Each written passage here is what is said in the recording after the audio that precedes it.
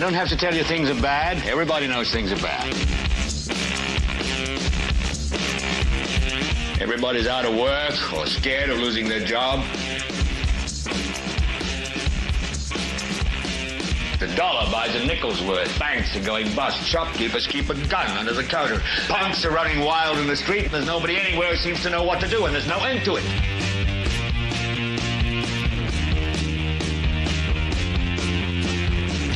The air is unfit to breathe, and our food is unfit to eat. And we sit watching our TVs while some local newscaster tells us that today we had 15 homicides and 63 violent crimes, as if that's the way it's supposed to be. We know things are bad, worse than bad. It's like everything everywhere is going crazy, so we don't go out anymore.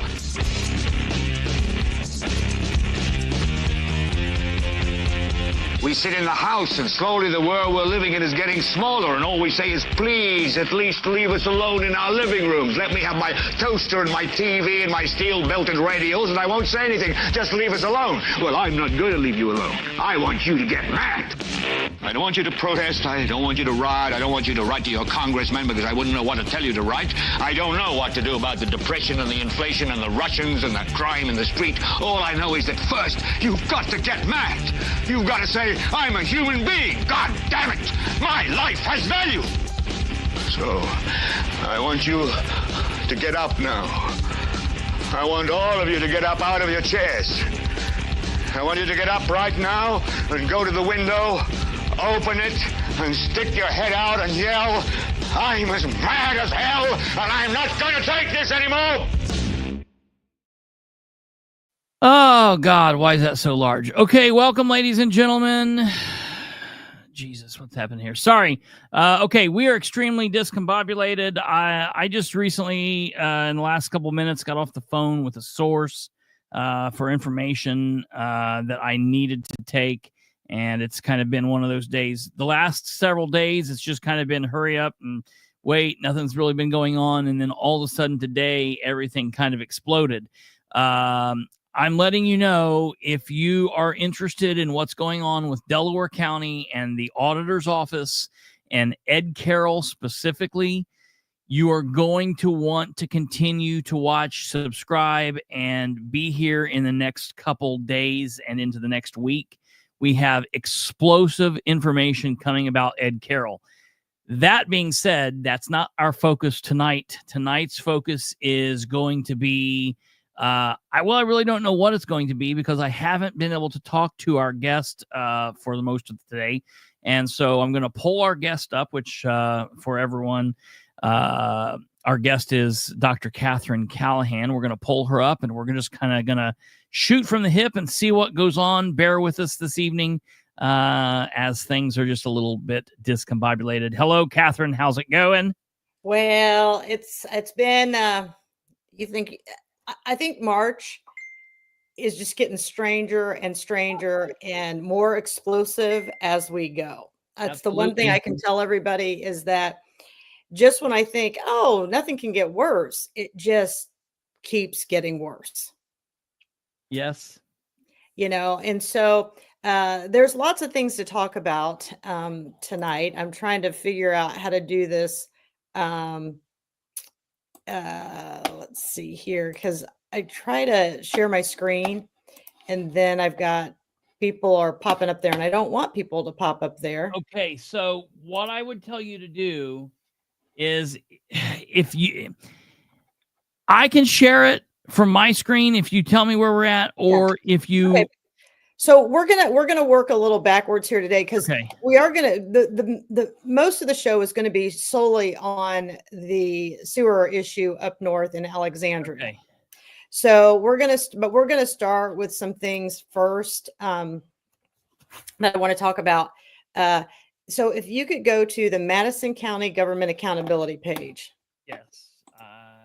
Somebody is telling me they cannot comment. It's a different format. Let me see what they. Give me one second. So it's probably because I just fixed it on your account. It's probably because, well, I don't know.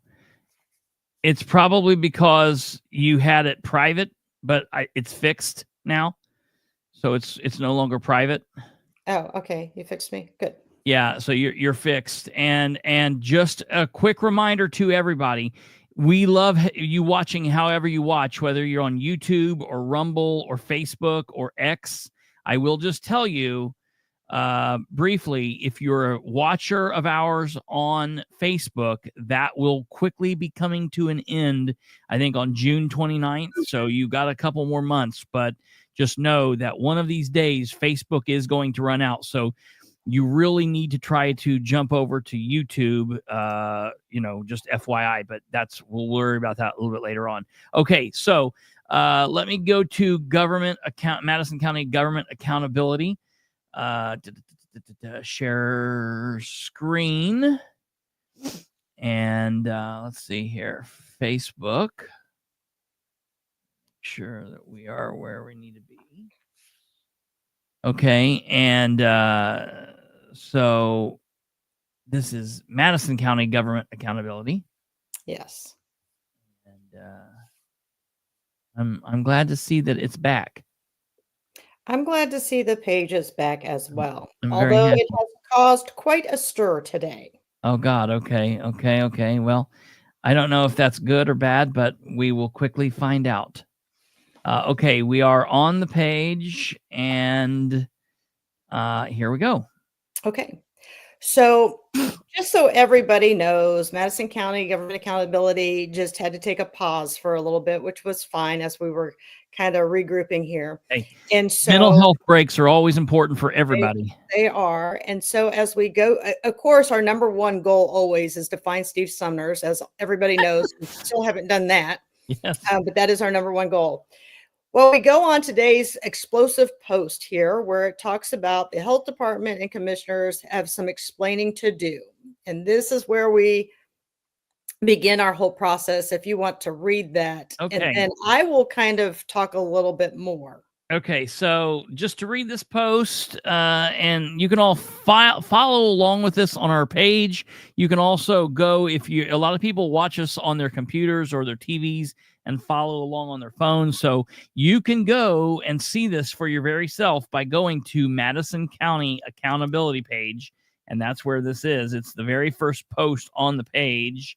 But let me clear my glasses off here and I'll be able to read it too. So it says, Health Department and commissioners have some explaining to do. Health Department email confirms they utilized blank and same thing always happens county to county. It's crazy to me. They utilized blank pre-signed transit permits for remains. Why didn't the health officer provide proper oversight for each and every transfer? What other forms are pre-signed?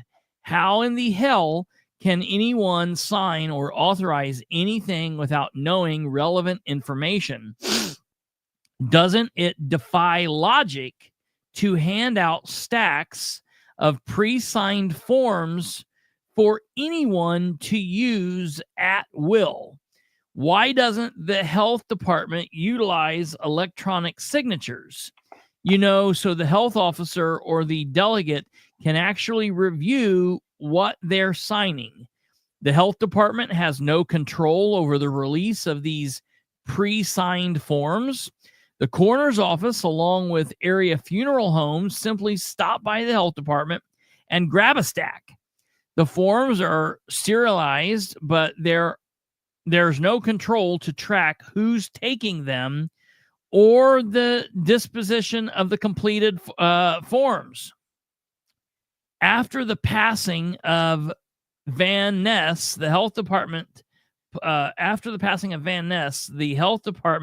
paused the issuance and filing of death certificates. Who provided oversight of death certificates during VanNess's period of incapacitation prior to passing? Why didn't the health department and commissioners have a successorship plan in place? And then we'll pull up here this email, and it says, Hi all. It is with heavy heart I am emailing you to tell you that our health officer passed yesterday. And yesterday, when was this email sent? Do we know? So this email, I think it was on maybe Monday. Or okay. No, No, it's actually yesterday. I think it's yesterday that. Okay, so the email was sent yesterday. Yeah. So that means the person would have passed on Monday. Yes. Okay.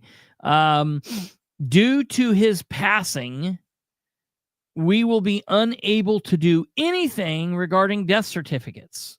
I mean, that's just insane to me. One person dies, quits, stops, and government just completely shuts down. That is exactly not how it's supposed to work.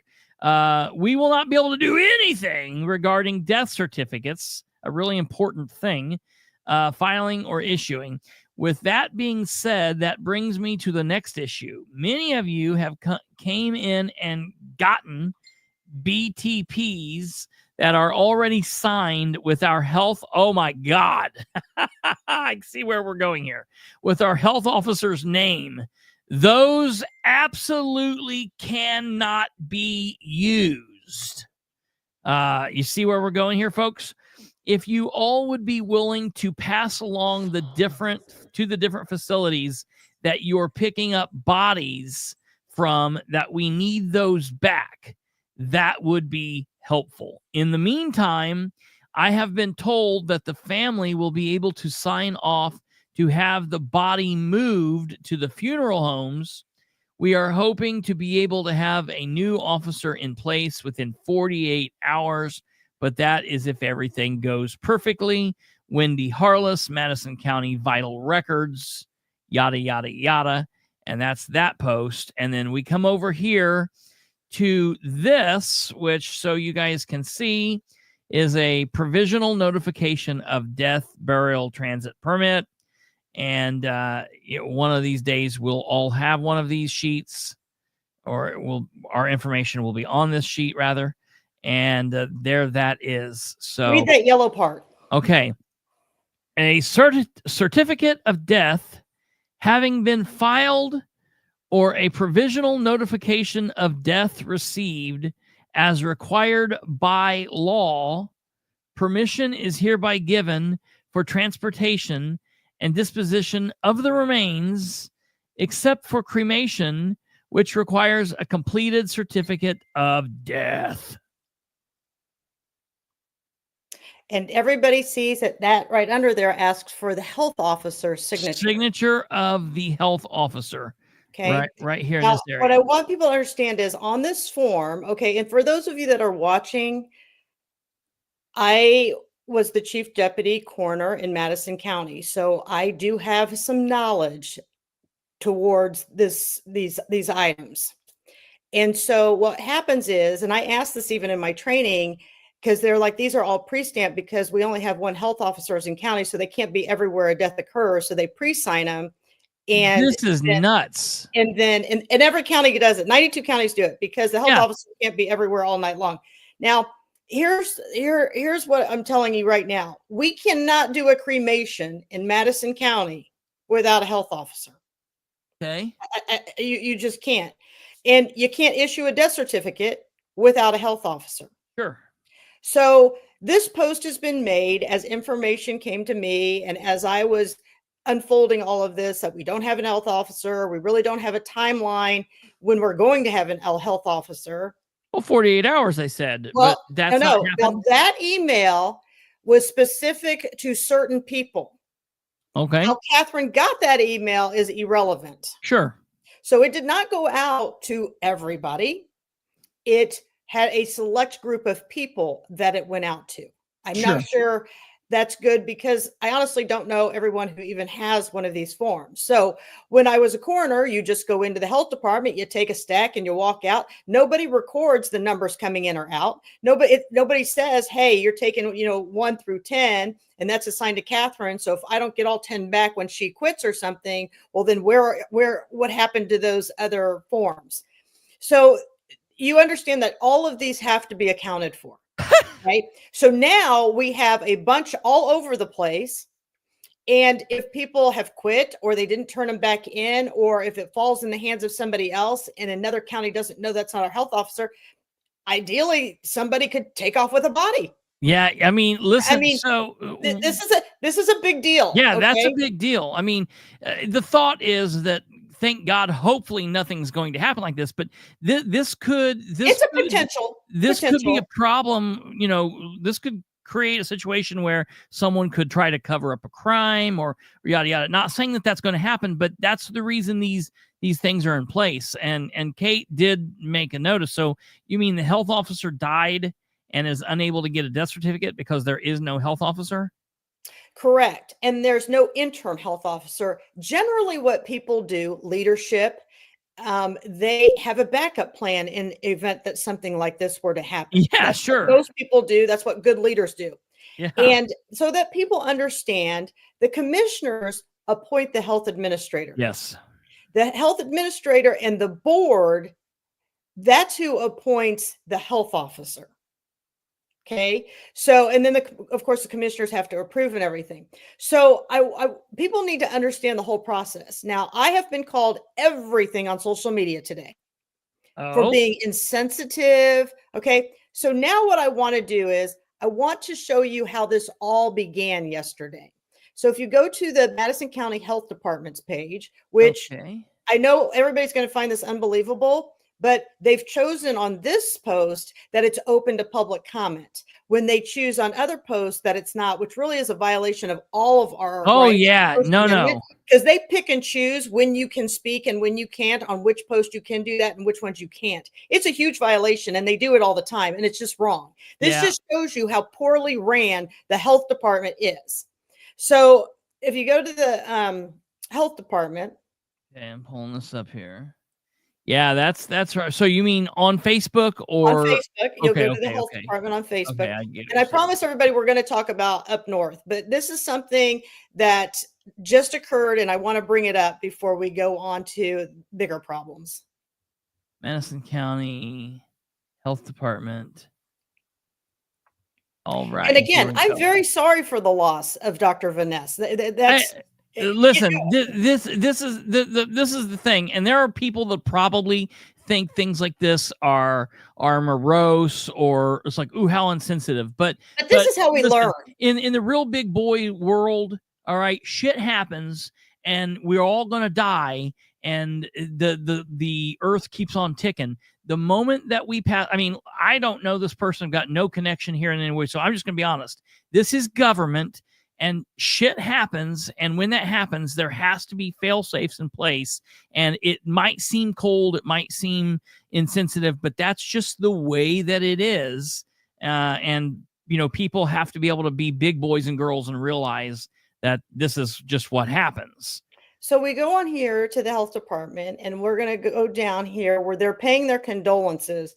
Here, right here, expand this. Read this. It is with deep sorrow that we announce the passing of our health officer, Dr. William VanNess II. His passion for public health was an inspiration to all of us here at MCHD, and we will be forever grateful for his guidance and support. Birth records, death records, and sports physicals are paused until further notice.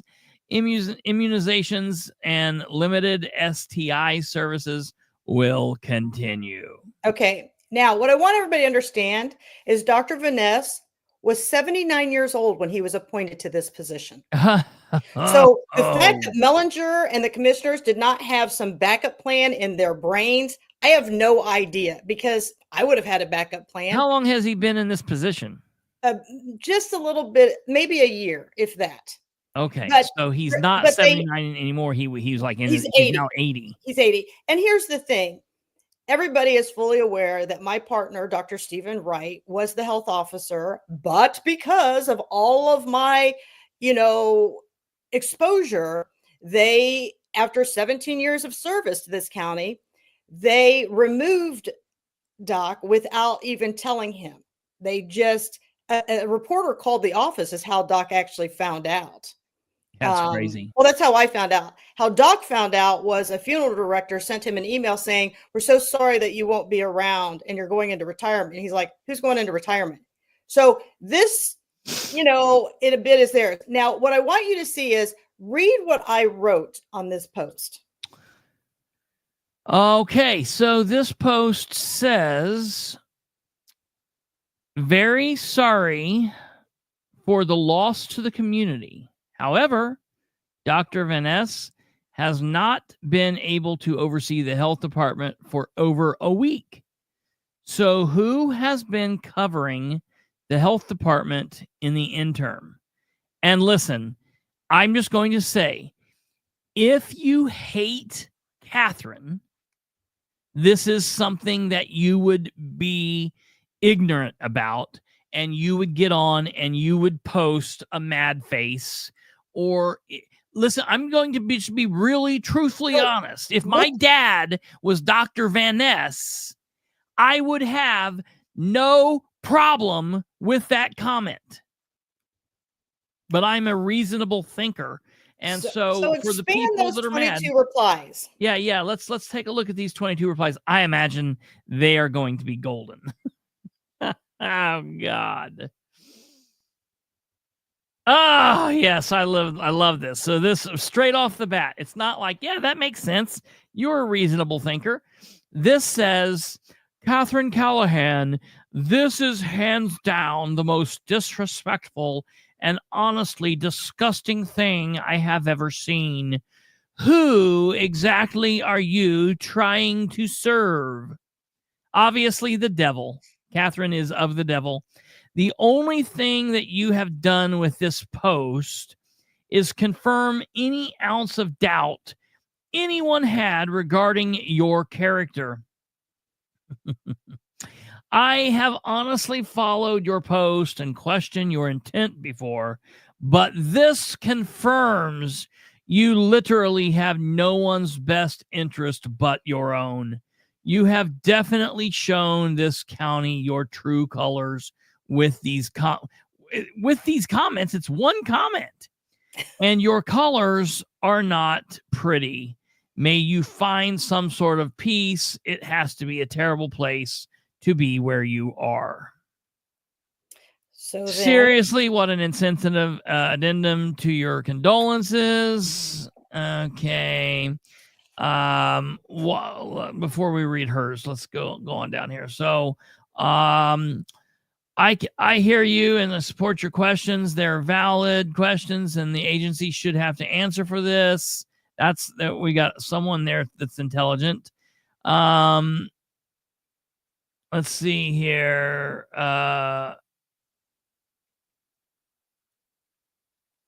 Okay, so there's some people coming to your aid. I want to. There are. I mean, let's be honest. The worry is not about the NP's license.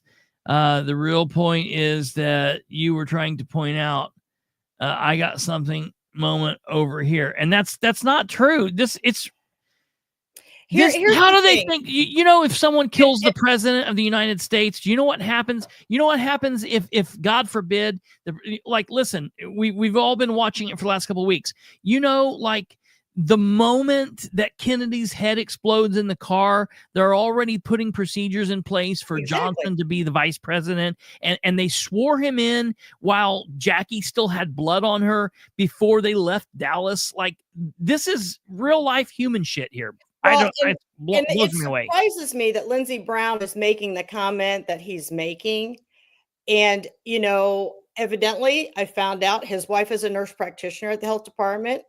I had no idea, but I want everyone to understand. Yes, I am a licensed nurse practitioner as well, but you have to have a collaborative agreement. So here's the thing. If Dr. Wright dies tomorrow, guess what? Katherine Callahan's not practicing until I have another physician with a collaborative agreement in place. It's the state law. Okay. I wonder if these people knew that he's been sick for over 10 days and that he's been incapacitated, because technically by law, no one should be able to practice if you have a collaborative agreement with him. Now, if these people have collaborative agreements with other people outside of the health department, you can do that as long as they're auditing 5% weekly of the nurse practitioner's charts. So if these nurse practitioners are taking these charts to somebody else outside the health department and they're signing that off, well, then more power to you. But if you're not, it's supposed to be the health officer. And if the health officer is signing off on your charts, then they have to have a collaborative agreement with you. And let me inform everybody right now. I looked up VanNess's license. he doesn't have any nurse practitioners as his collaborating people. That's a problem. I'm not doing this to punish nurse practitioners. I'm not doing this to punish Dr. VanNess. What I am saying is make sure you guys are covered, because I have seen this before, and I know for a fact that Stephanie doesn't have them audit the charts like she should. Well, yeah, okay, right? and so, and here's the thing: at the end of the day, it's the nurse practitioner's responsibility. You can say, "Hey, the health administrator is supposed to be taking care of that." Well, when you get audited, and I'm telling you this, oh no, they say it is your responsibility. All of it comes down on you. It doesn't matter even if you're working at the network. And I've seen this happen to nurse practitioners. Yes, that's why I'm so very precise about this. So I wasn't doing it to hurt anybody. I wasn't doing any of this I was saying, make sure you girls are watching out for yourselves. Yes. And I'm turned around as I'm this horrible person that's trying. No, I'm trying to make sure that if they are practicing, that make sure your collaborative agreement is up to date and quickly up to date, because you can't keep proceeding. I don't know who the nurse practitioners are. This was never a jab at the nurse practitioners, but more of a shield to say, go check your stuff, people. Go check everything that's going on to make sure everything's in order, because I'm sure nobody knew, except for the administrator, that something was going on with his health. Sure. And again, but I'm the bad person. So if you go to my Facebook page, I mean, this is also posted on mine. If you go back and you read a lot more under Madison Accountability, you guys are going to see a ton. I mean, like, we could spend all evening just on this. So as I sat here tonight, and we'll go under that post real quick. Tiffany Clegg finds herself that she's back here on this page too. So go down just a little bit to the post right before it, and it's the same thing that I shared right here. Go to comments, and I was shocked to read this when I came home. Actually, here's what I said: when leadership fails, the people suffer. Every single pre-signed BTF needs to be accounted for. And since when did families just decide without any oversight with coroners or the health officer? That's crazy to me. If the families can have control, then why do we have these positions? Please understand, you cannot have a cremation or move a body outside the county, and we have no morgue. This is a simple fix. If leadership understood how to lead in these situations, you ask a surrounding county if the health officer will step in for the interim, or you just ask a local physician. It is not difficult. So then, as you go to these comments, keep going down. This is important. This entire post. I've got that covered. Just keep going down. Okay. The more I was typing back, it's right here. This comment right here. I am completely in shock. William VanNess was more than the head of this. He was a husband, a father, a grandfather, a friend to a lot of people. Can you not have the decency to allow these people to grieve without this political crap? Who are you really fighting for? It is not the people of Madison County. Have some grace.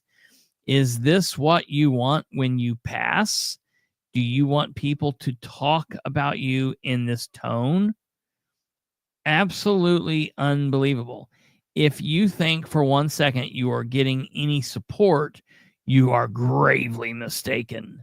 The only thing your posts are doing is ensuring everyone's opinion of you is negative. My God, take a break. So expand those. This lady is unserious. So don't read my stuff. Just keep going down to where she responds again. Okay. Thank you for the plug. Reminder, it's Broasted Chicken Night. She's the owner of the Curve in Alexandria. Curve. So she's proud of that. That's great. What's that got to do? She's thinking about her business in a time like this. Does Dr. VanNess not meet the same criteria? I don't really know what she's talking about. Is his family not grieving? Yeah, sure. What about the business? Having lost both of my parents, I know how long it takes to get death certificates. Has anyone currently, because of this death, gone any longer than normal? It took approximately 6 days to get my parents' death certificate. Has anyone waited longer than that today? Impossible, because it's only been 2 days. But, like you said, during his incapacitation, nothing should have been being signed. That's all I'm saying.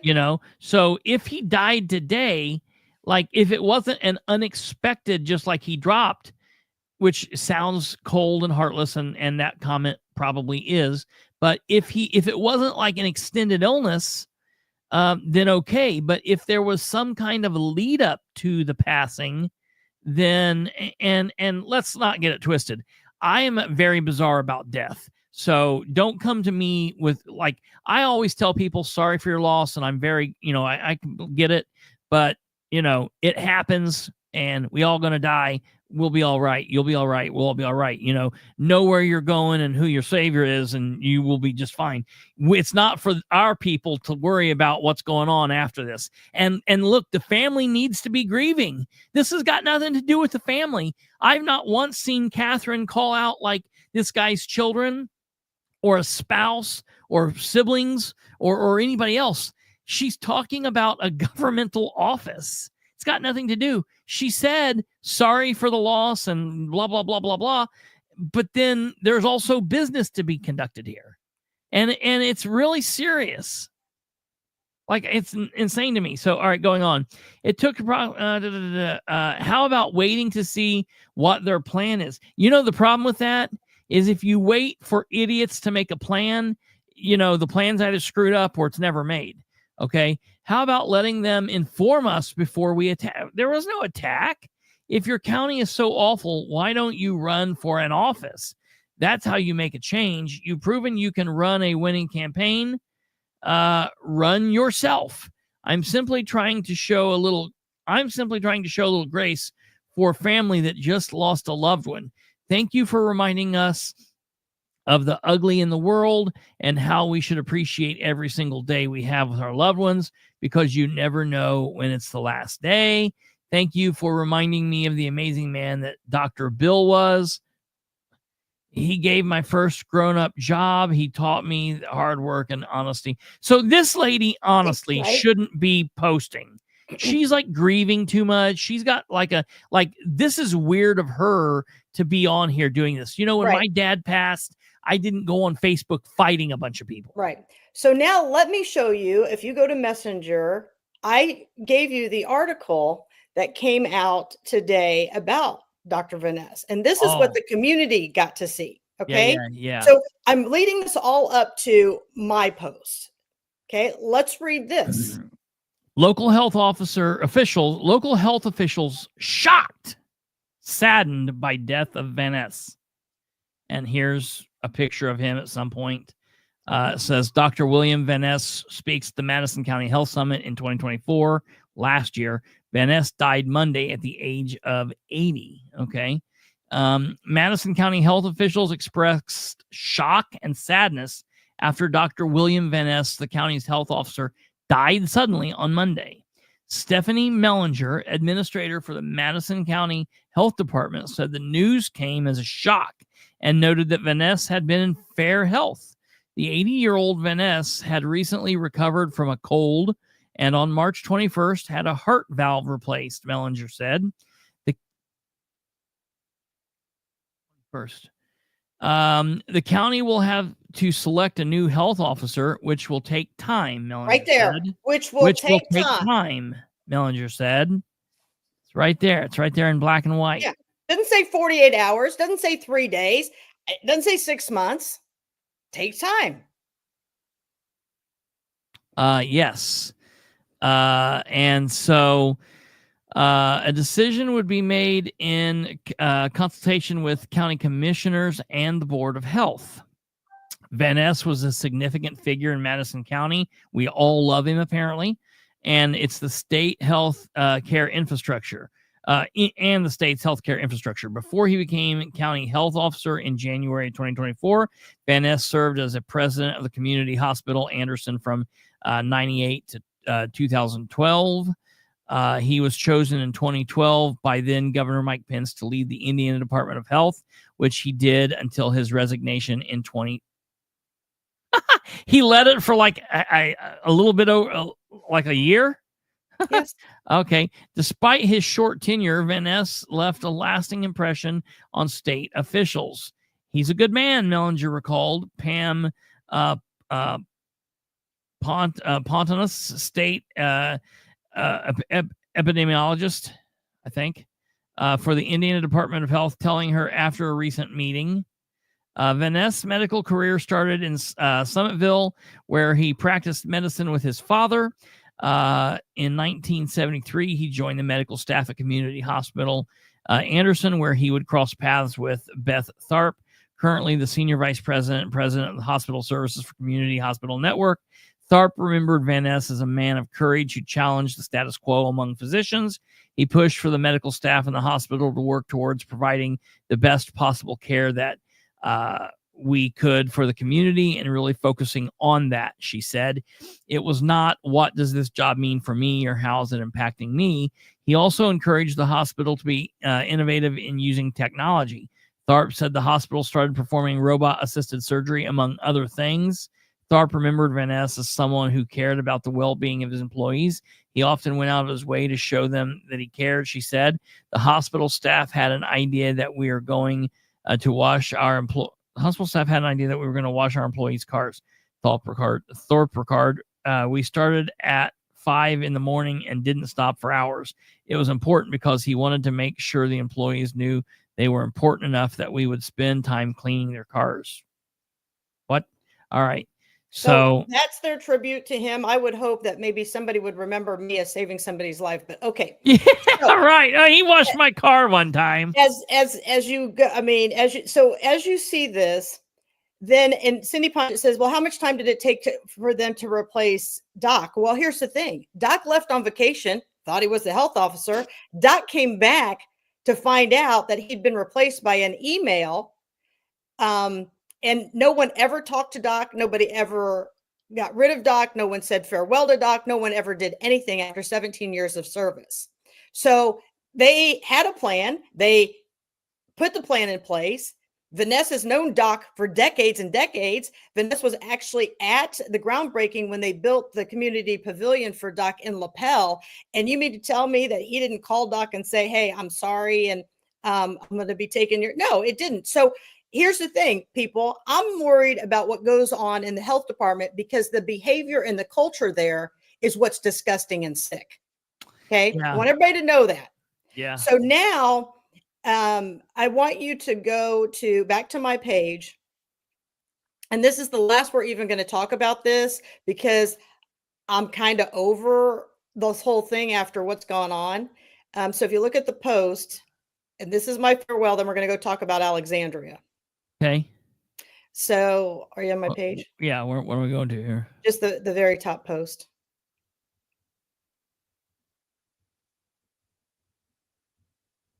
So I put up who can be a health officer. Now, people, pull that picture up first real quick on the health officer, who qualifies for a health officer. And this is what I want to tell Madison County. And this is where I say, do people have a brain? Okay.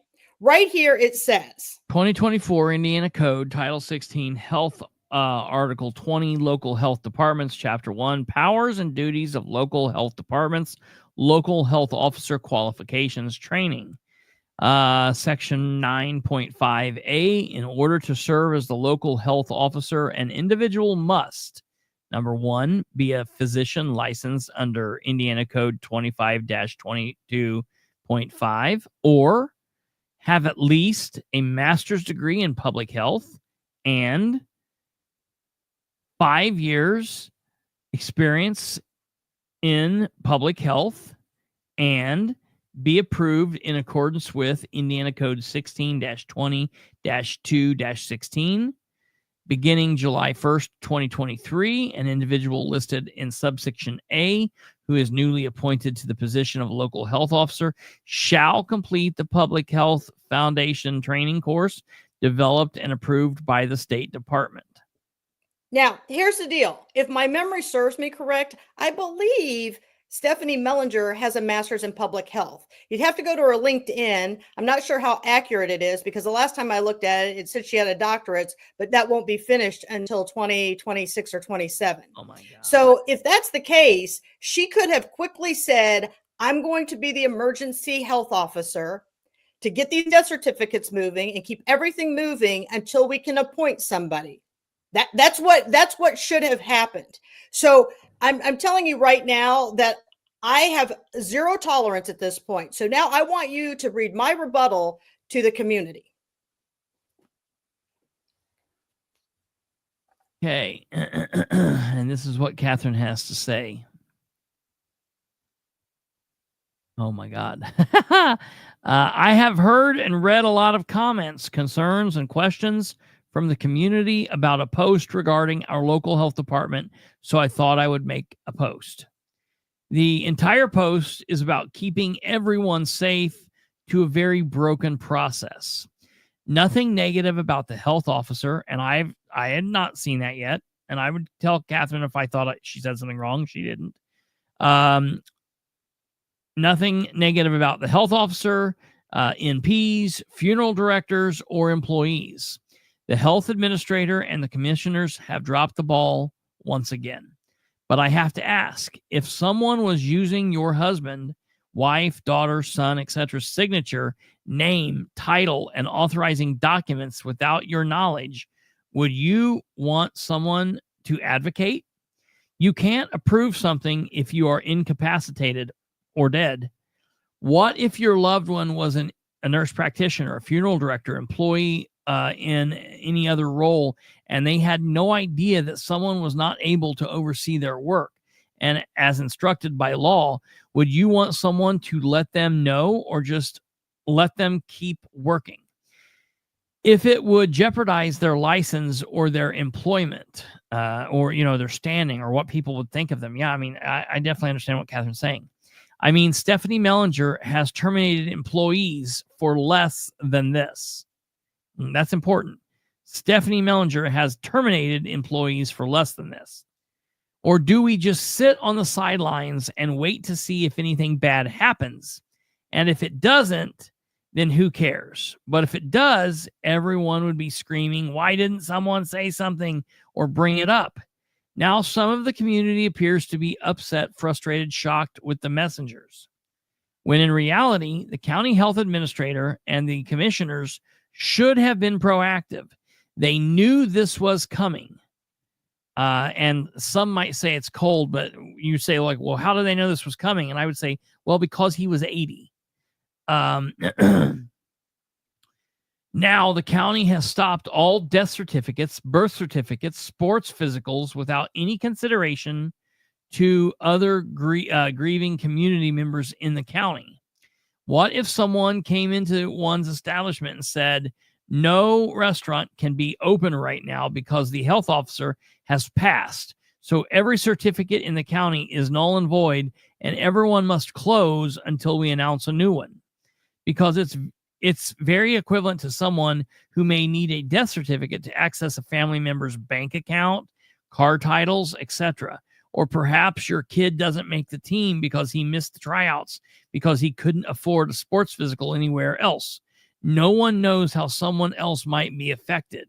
And it does not appear that our local health department and the commissioners have given those individuals much thought. This is a public health, and they should always be thinking about everyone when they make poor decisions like this. If people want to be upset for educating a community and trying to keep people safe, I have no control over that. People need to direct their anger, frustration, shock, or whatever you want to call it towards the health administrator, Stephanie Mellinger, and to Commissioners Pratt, Richwine, and Gardner for their lack of leadership, vision, insight, and their inconsiderate abuse of the health officer's signature, name, and title. I understand you want to advocate for one person, the doctor, but you are missing the bigger picture. A backup plan should have been in place.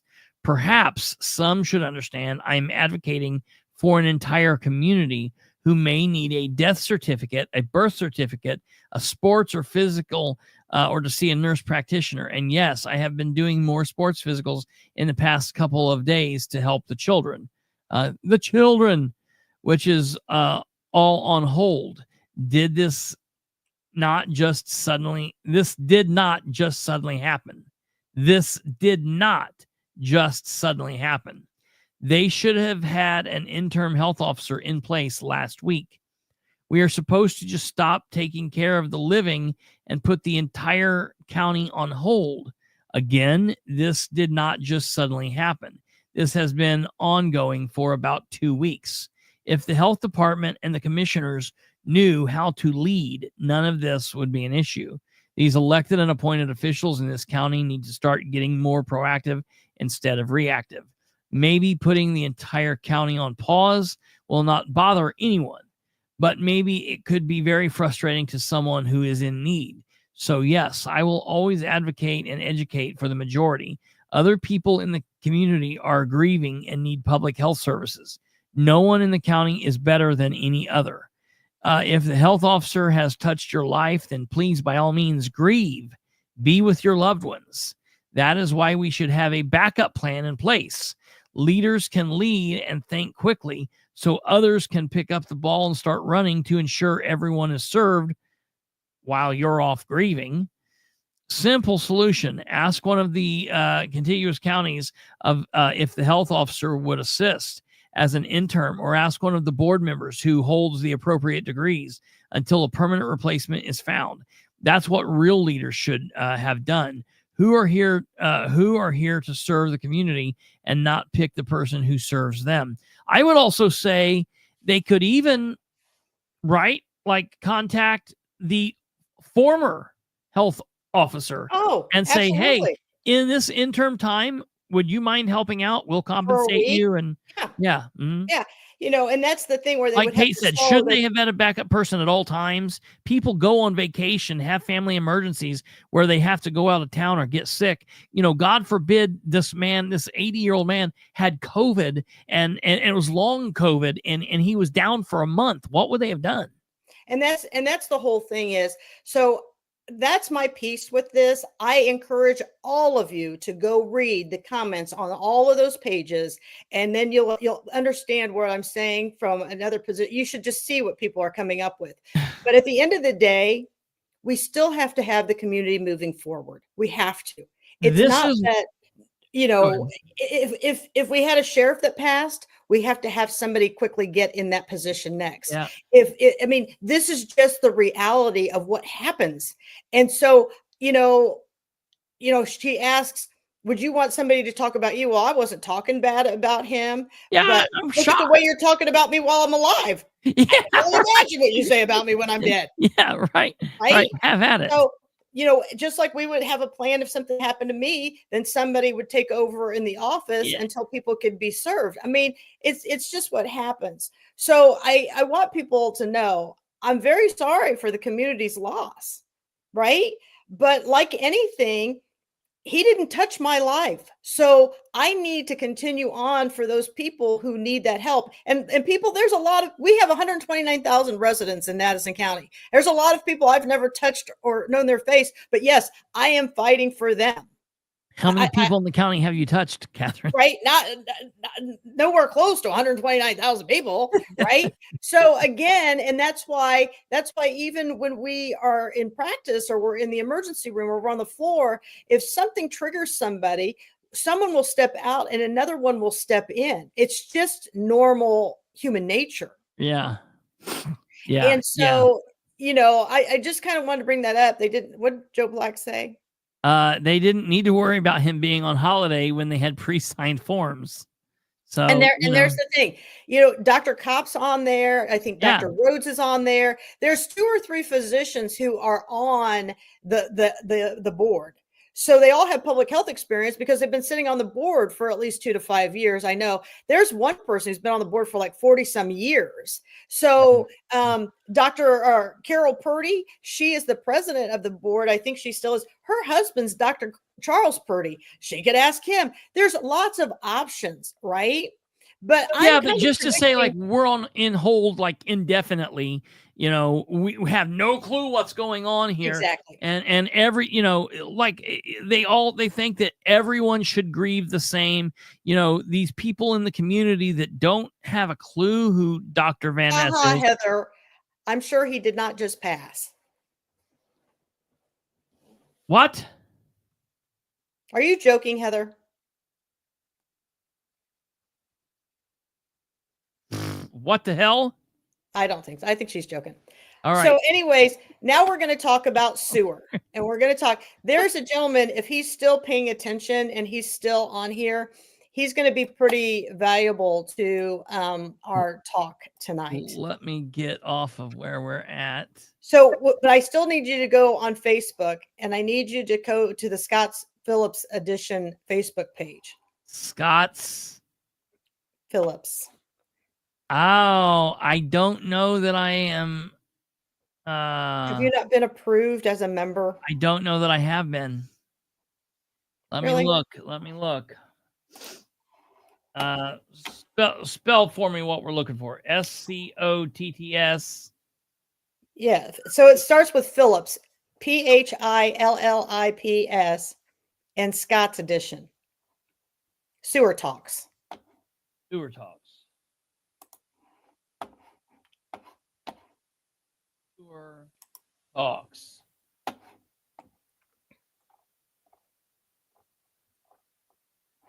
Okay, Phillips and Scott's Edition Sewer Talks. Are you in? Nope, I'm not. I could do this. Give me one second. I can do mine. Okay, but what happens if someone pops you up?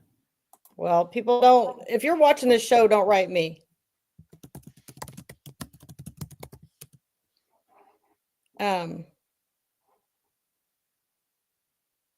Okay. Heather. Oh God. All right. So Rich Wine is not dead. Oh, see. He just approved me. Hold on. Okay, good. I think he's on the show. The administrator. Yeah. Okay. So good.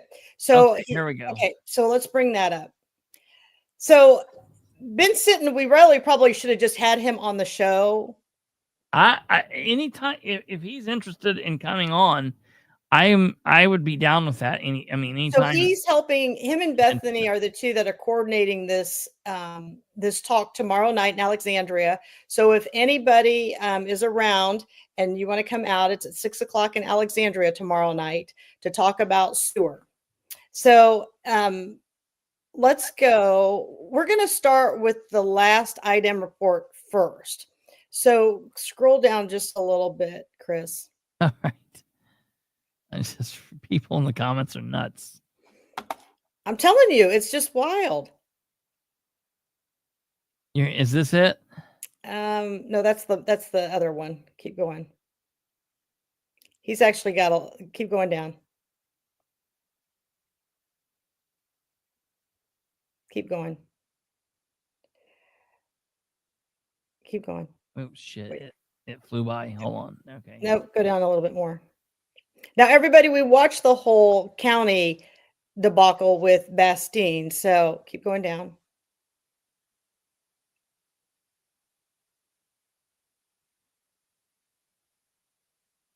Okay, is that it? Go. No, is that? Nope, keep going down. No, other way. Should be right after those. Right there. Is that it? No. I didn't report. Yeah, 1027. Okay, yep, that's it. Is that it? 1027. Yep, open that one. And this is where it this is the last report. I think John can correct me if I'm wrong. I think this is the last report that IDEM has done. So when you open that one, And this is what my big concern is with this one. Now, everybody needs to take a look up here. This was to Olivia Pratt. She's our commissioner. This was on October 27th of 2023. These people have been living in this cesspool up there for well over 3 years, right? So this is the last one they've given. So as you scroll down, and this is an inspection summary non-compliance letter. People, you understand that there are fines that go with this stuff. Like IDEM is not to be played with. An inspection of the above referenced facility or location was conducted by a representative of the Indiana Department of Environmental Management, Office of Water Quality pursuant to Indiana Code 131839. A summary of the inspection is provided below. Dates of inspection, October 25th, 2023. Type of inspection, a reconnaissance inspection. Inspection results, violations were observed. The following concerns were noted. The inspection was conducted to follow up on a complaint investigation that was conducted on September 21st, 2020. So a year before this, that complaint investigation revealed black-colored water with a septic odor flowing from a concrete storm sewer pipe at the above address and discharging into a tributary to Pipe Creek. The tributary to Pipe Creek was found to be black in color with black sediments and a strong septic odor. The concrete storm sewer was traced to a system of concrete piping that extended east across Pure Street. What street is this? Pure Street and south across County Road 1100 North. One manhole was located at 11041 North Pure Street, which contained water that was contaminated with sewage and or septic system discharge, and with pipes extending to the east and south. It was noted that the most likely origin of the contaminated water in the storm drain was from the septic systems of homes serviced by the storm drain. It was later established that the Madison County Board of Commissioners has jurisdiction and responsibility for septic tank systems and the county ditches and drains in the unincorporated areas of Madison County, Indiana. An agreed order was approved on September 22nd, 2023 between IDEM and the Madison County government to address those matters. The receiving water's evaluation of this inspection was rated unsatisfactory. On the day of the inspection, the tributary to Pipe Creek was found to be flowing with cloudy water with a strong septic odor. The bottom of the entire stream was covered with black sediments. This is a violation of 327 IAC 216A1, which requires all waters to meet the minimum conditions of being free from substances, materials, floating debris, oils, or scum attributed to municipal, industrial, agricultural, and other land practices or other discharges. One, that it will settle to form what is that? Putrescence or otherwise objectionable deposits. Two, that are in the amounts of sufficient to be unsightly, delirious, and three, produce color, visible oil, sheen, odor, and other conditions in such a degree as to create nuisance. The purpose of this follow-up inspection was to illustrate the continuing harm to the environment and threat to human health. Yeah. What? Say that sentence again. What did that say? The purpose of this follow-up inspection was to illustrate the continuing harm to the environment and threat to human health. Threat to human health. And where's our health department? Yeah, right. And to underscore the importance of including some immediate interim measures to reduce that harm while more permanent measures are being studied and developed. Man. This information is being forwarded to the OWQ enforcement selection section for consideration in conjunction with your agreed order. Case number Please direct any response to this letter and any questions to Andy Schmidt by the email A copy of the NPDES wastewater facility inspection report is enclosed for your records. So now then it gives you a couple other, like the complaint.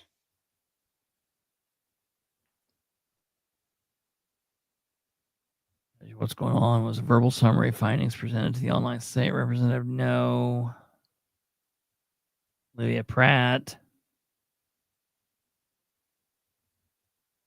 Violations were discovered and require a substantial form and or follow-up inspection. Right, Joe Black. That's what I was laughing at. Okay. This is basically the same. That's the same that we just read. And there's photos down below. You're going to have to take this over for 1 second. I'm getting a very important call. Just can you take this over real quick? And you read along. Okay. And I'll take. Just keep going. Do I have control of his screen? I don't know that I have control. No, I'll control it, but you. Oh, okay. You just tell me. All right. So as we go on, this kind of shows you at the bottom. There's some pictures for everyone to kind of look at. When you look at the bottom of the screen, there's. And these are the pictures and the areas. The photos show the tributary in the foreground. And this is kind of what's being dispelled out there. And I don't know, been sitting if we put his stuff up. So here, been sitting is very involved in this. This storm drain system was installed. Why won't that stay up? In 1948, and at the time, the county charged a hookup fee to the homeowners at that time. So the county hooked up each house's septic system to the storm sewers that drains into Pipe Creek. So this has been going, and here's the thing. Administration after administration after administration knew this was a problem, but everybody just kept kicking it down the road and kicking it down the road. Sure, okay? That's what happens. So here's what we found out. Bethany Keller spoke Thursday night at the Tea Party. And there is a line item that is supposed to cover these issues like this. Yeah. That line item currently has how much money? Drum roll. Oh, how much? $0. Now we're only in March, people. I don't know why we have $0 in that fund. Now, I also want to remind you that this has been going on since 22.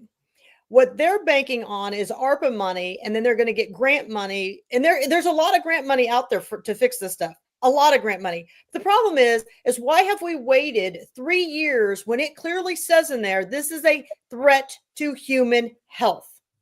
I'll tell you why. Because not one commissioner lives over in that area.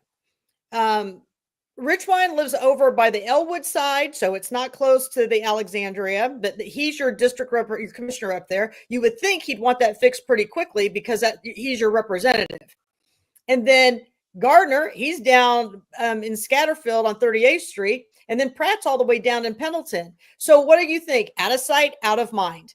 If it weren't people for like Ben Sitton, who's been bringing all of this up, started the webpage, trying to get people informed, it would go nowhere. And so that's what becomes the problem with a lot of this, is that we have to do better. So I'm going to bring up my page because I don't think anybody's messaging me. Everybody I think is being pretty good. How do I add my screen to the... Okay, so you see the thing that says present or invite? Yeah. Present. Click on that. Okay, I got that. And then hit share screen. Oh, share screen. Where's that at? I got invite. What? I've got it up. It's down here on the bottom. It says add to stage. Yeah. Okay. So, so we'll go on here and Ben Sitton, add anything you want. So he had some really good comments. Are we on your page or my page? This is yours. I can't control anything on it. You got to go back to your page to do it. You got to get off. Oh, okay. And that's why it's going to be really okay. Yeah, do it. I'll let you know if anyone says anything. Okay. So let me see here. We're going to go to. There we go. Okay. So when we go down here and we look, at that. So we kind of talked about what's still out here, that this is a threat to human health and continue to harm the environment. So this is a big deal. I'm not really sure. And like I said, I've watched for the greater than 3 years that Mellinger is running in front of the county council, asking for money hand over fist, saying how great everything is. You think a $500,000 RV or a $900,000 pole barn is more important than the safety and well-being of our health? So this money could have been already given up north. They've had the money, but they used it on an RV and on a pole barn. So then John puts this up. He says, my neighbor and I have been told several times that there is no money to fix these drains, stormwater drains. This may be the reason there is no money in the line item. Our drain fee on our property tax sits at $0 for deduction. So we have not been paying a drain fee. So no money has been going in to repair these drains. So see here, I mean, there's just nothing going on. So here's another report. And all these items are all in the Scott Phillips edition thing. This is another IDEM report. This has been going on since 2022. It's been going on a little bit longer, but this is when IDEM finally decided. And Bastien was like, oh, if we don't do this, IDEM's going to come in and take over. Well, this is why there's an urgency, because she's allowed this to carry on. And so has the health department without addressing this. That's why IDEM's, their fuse is getting shorter. And real quick, so everyone's aware of what we're talking about. We are referring back to the council meeting from just 2 weeks ago. 2 weeks ago, when the lady was up speaking before them, and they were having the back and forth, and it was really crazy. And she was kind of going back and forth with Bethany, and Bethany was really, holding her own and doing a great job. And holding her accountable. Yeah, absolutely. Right. I mean, just totally holding her accountable. And Yeah. so I don't know who the consultants are, which I would like to know. And again, are these the same firms that donate to elected official campaigns? Because we live in a pay-to-play county. Now, this is very important, this pay-to-play county, because I'm going to come back to that statement. Every one of these consultants, along with the county engineer, elected and appointed officials, needs to resign. The elected and appointed officials need to return their salaries for the past 3 years to fund this line item. In addition to their salaries, they also need to personally pay all the fines and civil penalties until this is resolved. This is the culture in Madison County: abuse of our money and power. Ignore, kick the can down the road, pay fines. Who cares? Switch and bait, make the county feel urgency. Hold on a second. Make the county feel urgency. Delete it. Okay. Let's see here. Oh, I'm going to come to that too. John's sending us stuff. So, okay. Can I put that back up? Yeah. I took it down because you were getting messages. Okay. I mean, is it okay to show those messages? It's John's messages. I'm gonna put that up in just. I think he's going by a different name though. So, but he's going to be at the thing tomorrow. Everybody's going to know who he is, anyways. All right. Okay. So then, and again, it's that pole barn. And here's the thing: they can get the pole barn up in less than a year, but can't fix the issue for how many years when this is a public health threat? This is what the Herald Bulletin refuses to report on: to protect the cartel of elected officials. Why is the health department so complicit? Silence is complicit. The health department loves being in the paper, taking pictures and grabbing money, reward ceremonies. So where are they when the people need them the most? What exactly do these incompetent elected and appointed officials do other than reckless spending and raising our taxes? We need an audit our own count. We need to audit our own county. Let them refuse to give receipts, post it all over social media until we get national attention of this abuse of power with while the communities suffer. So this picture of, and I'll show you some of these pictures. You may think this is just sewer water, but once it gets into the environment, it's a beast. People, once this gets in your water, it's in your water. Yeah. This is a big deal, and people need to be at the meeting to hear what the plan is. All the commissioners, including Darlene Likens and their secretary, Tom Eckert, who oversees EMA and got a $10,000 raise when he didn't meet the qualifications, needs to be present to the people. I mean, after all, you people want their vote. Now you can answer to their voices. Elections have consequences. When the prosecutor's office turns a blind eye at election crimes that are being made by elected officials, this is how corruption thrives. Until the people get so upset and expose it all. The power has always been in the people, but you must show up at the meetings and demand better from your elected officials. If you read this report in legal terms, the word shall means there is no option. They must comply. So this is very important. But when you look through these pictures, I think it's on this one, and you go through, there's violations. Now you have to go up to the top. If you're sharing something, you got to go up to the top and hit share this page, or we're not seeing what you're seeing. Oh, you're not? No. So where do I have to go now? You have to go up to the top and hit share this page. The top of what? My Facebook? No, you don't see it at the top of your bar where it says share this page or share this page. You don't see that? Oh, share. Okay. There you go. Okay. Well, I'm going to keep moving pages here. All right, can you see it now? Yep. Okay. So this is one person's comment. The idea is to put every house on a sewer system while ignoring industrial waste because it is easier to fleece people with small incomes, which is very true. You see all these other companies getting away and they don't have to pay as much as we do, right? This is somebody's water over there. Holy shit. Is that like in a bathtub? Yes.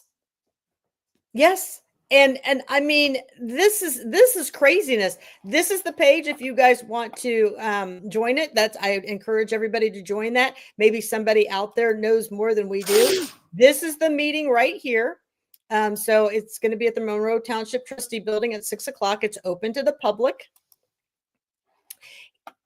Listen, John has gone as far as putting agenda together. Now, this is transparency. And you know what's incredible about this? You rarely see elected officials go to this step. This is wonderful.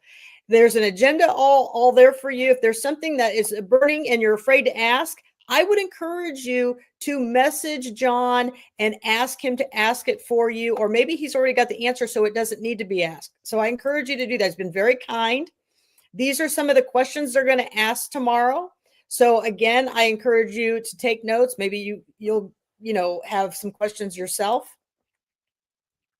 And then there's just more information. So you guys can read all through this. I'm not going to bore you with reading this, but what I want everybody to remember, never underestimate the power of a small group of committed people to change the world.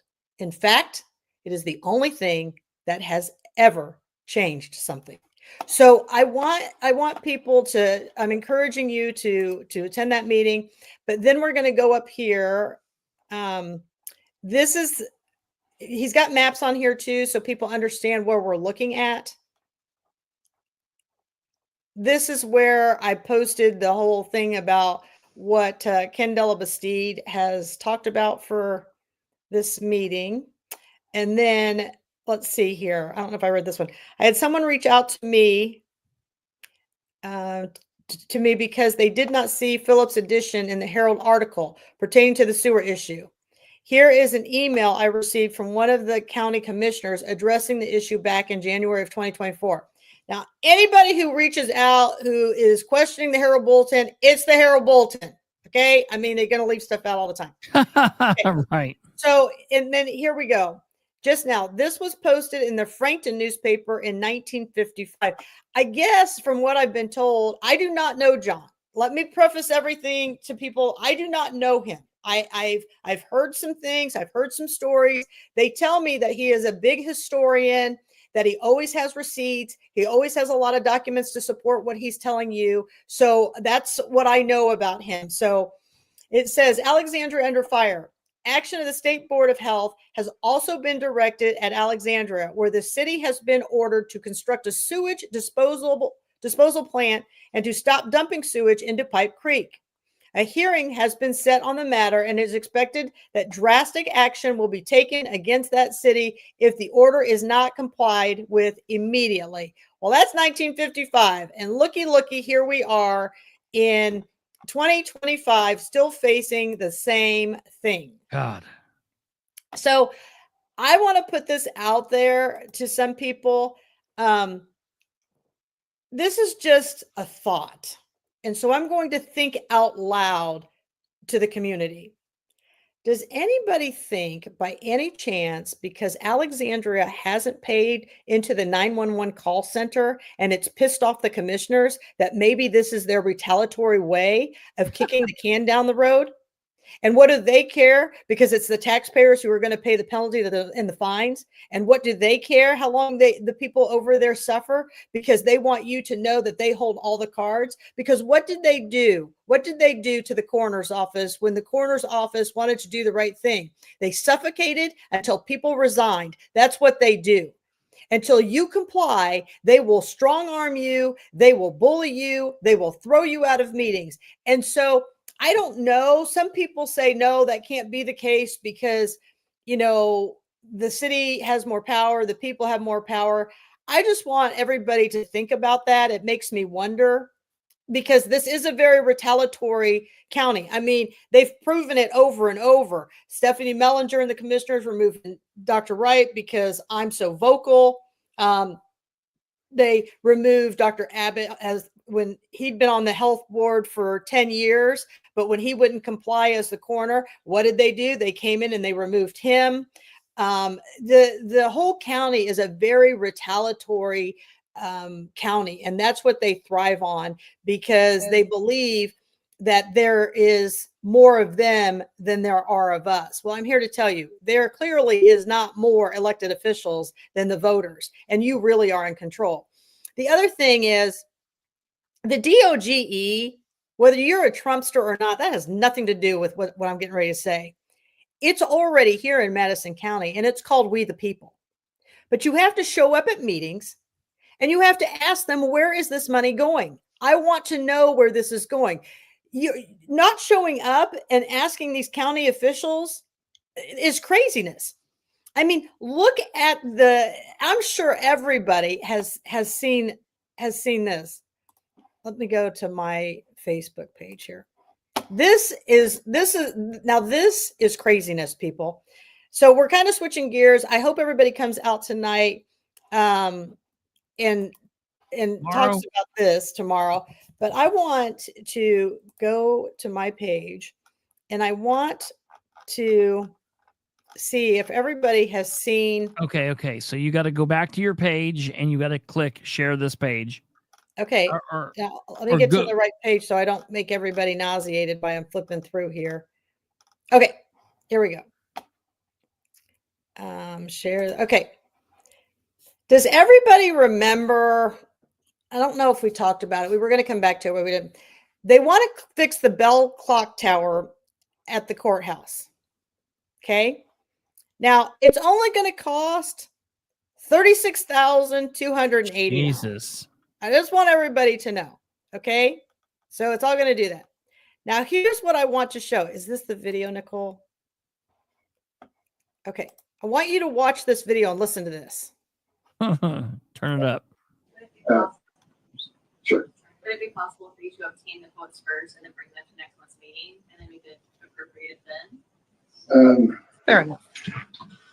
We could do some of that, but the thing, who's going to quote? No, we don't have the money.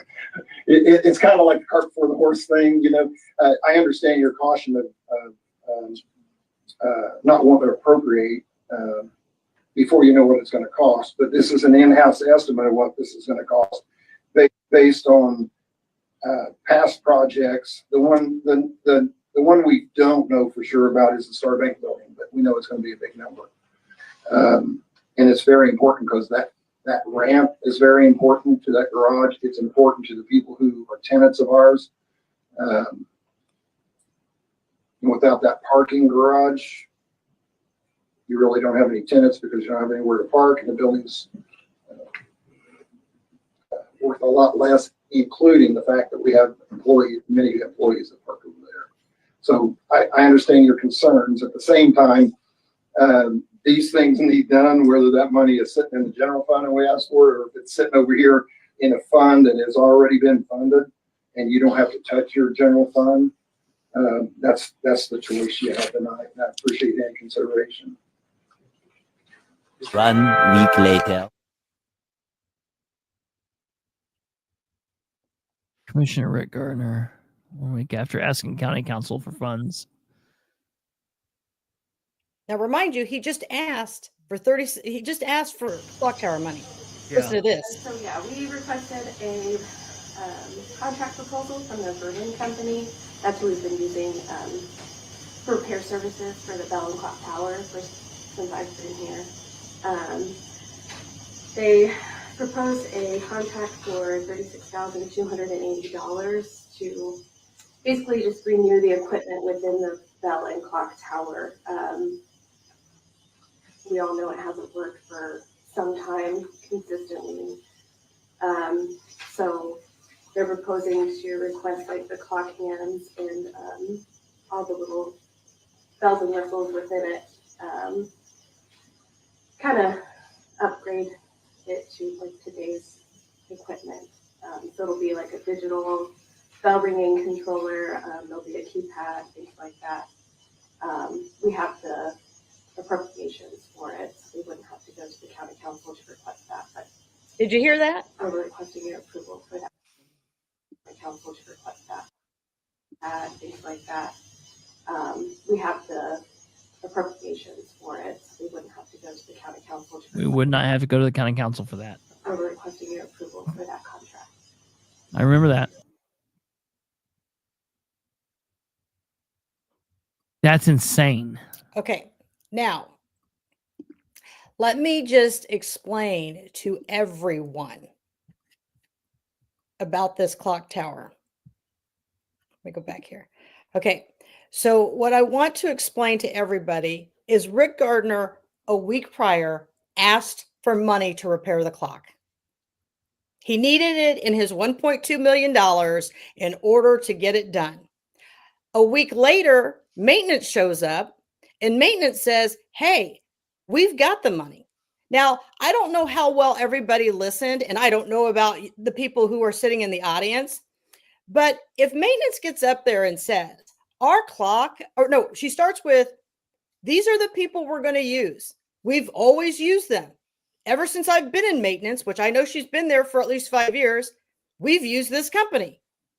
Okay, that's a red flag because the clock hasn't worked. So why are you still using a company that hasn't been able to produce you a clock that works? So now you're going to dump $36,000 to it. This is like going to a mechanic on your car who it doesn't ever fix it, but now they want you to spend another $36,000. Well, I might as well just go buy myself a new car for that. Okay. Yeah. So are you listening to what these elected and appointed officials are saying and actually absorbing? Now, what I want, and if John's still watching this, let me tell you what infuriates me about Rick Gardner. He's more worried about getting money to secure and fix a parking garage than the life and health of the people in Alexandria. Are you kidding me? I mean, that is just craziness. I mean, it's absolute craziness. So if you listen to that dialogue after I've told you what I'm thinking, you'd be saying the same thing. Exactly. Yeah. So as we move forward here, tomorrow night's going to be kind of exciting to watch and see. But I want to show you, Chris, I just sent you something in your in Messenger. If you could put this up. I had posted this morning. I made a beautiful post and then it deleted it. I don't know why, right? So I want to put this up and I want to show maintenance said they do not need authorization because they have the $36,280 to repair the clock. Okay. That's funny. I don't know. That's an overinflated budget. And the county council did a horrible job with the budget if she's got $36,000 just laying around and didn't even budget for something like this. Shows you that somebody needs to ratchet down. So this morning's paper is they've put up with the budget, and I'll post this in the morning. They put up what they're going to ask for at the county council meeting. Take a look at this. Trying to get into my what the hell's going on here. Well, you know, you have to hit that share your tab button. Yeah. So hold on. I'm trying to get into my sorry here. I couldn't get into because you It's in Messenger. Okay, here we go. This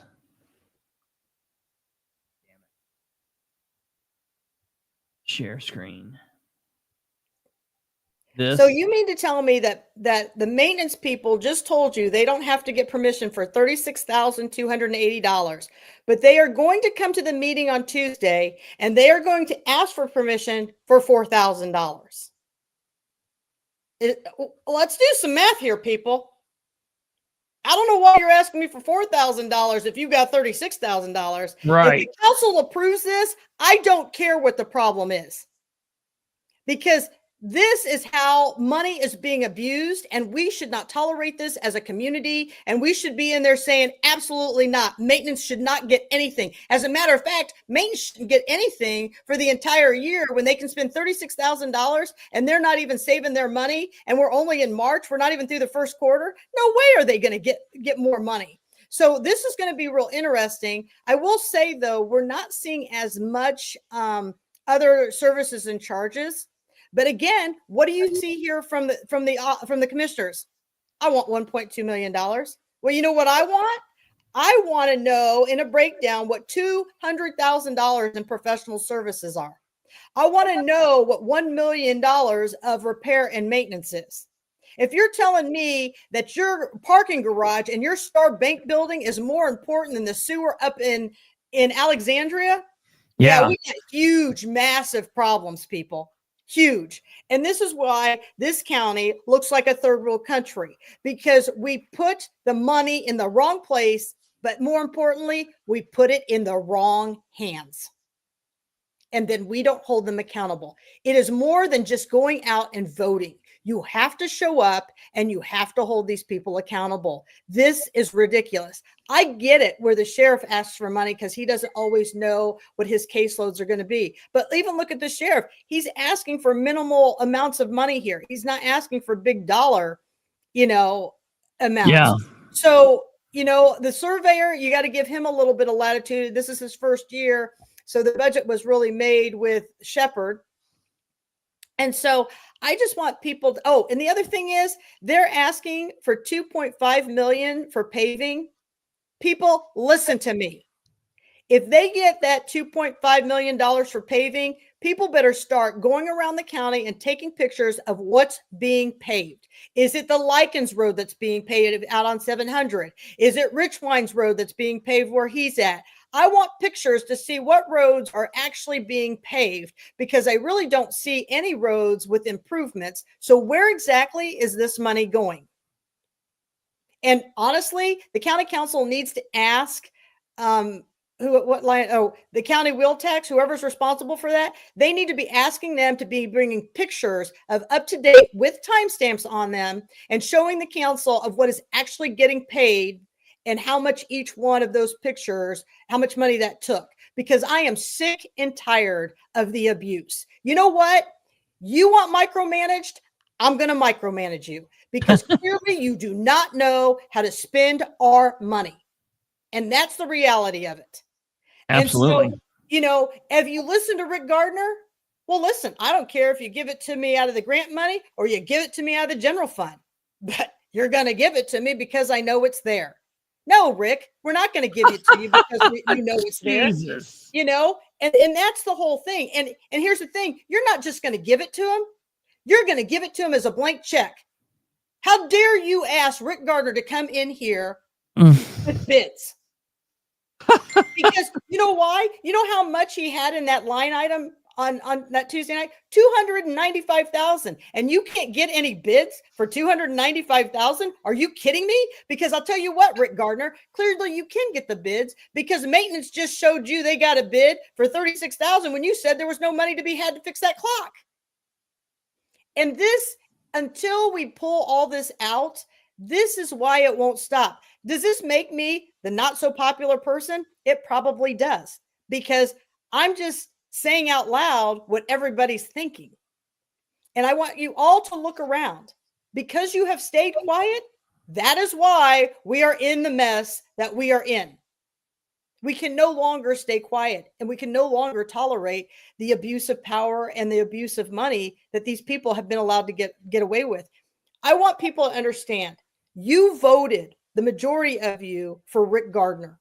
Yeah. Rick Gardner sold his soul that said, I've made us so much money in the general fund.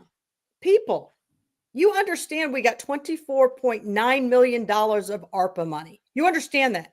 You understand that they put that in the bank to collect interest money off of it, and that's what they have done. Now, Rick Gardner is saying, I want all that interest money. We're making a special ordinance for you to give us that money where we have no oversight and we can spend it any way we want.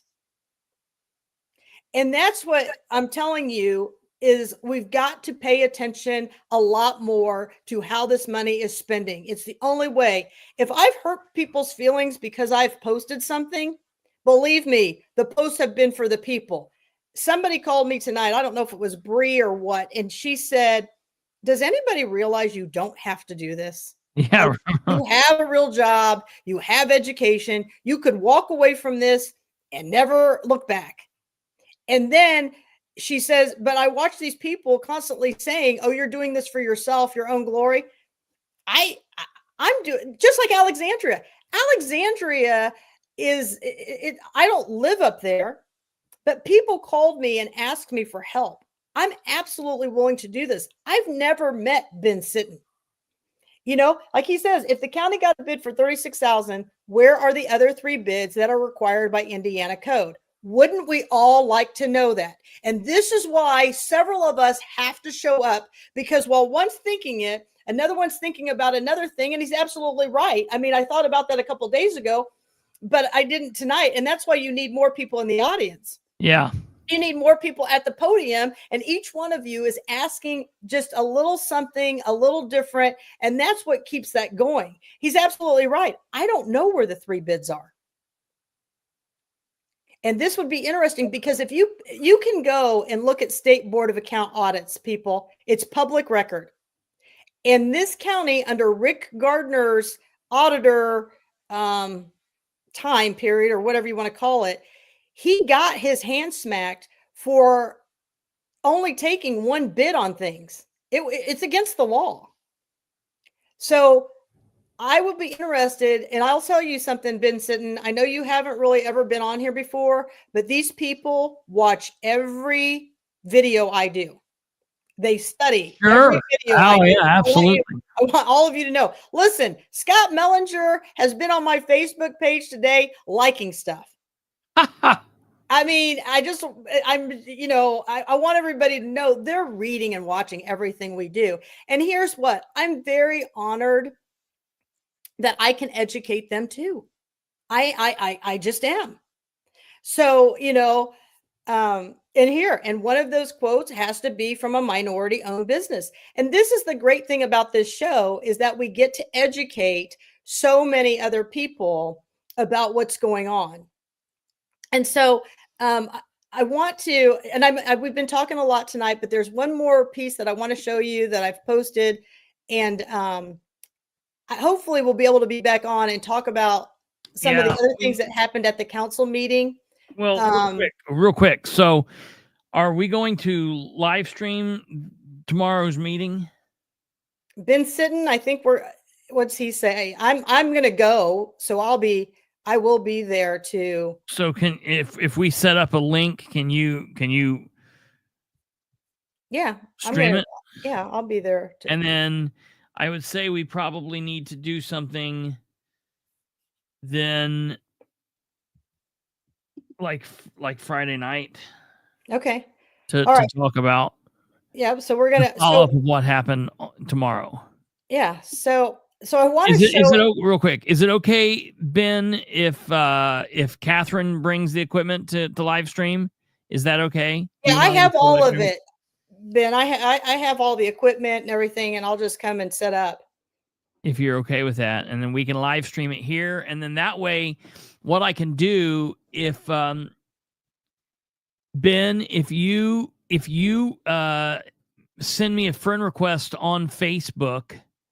To Kristopher H. Bilbrey on Facebook.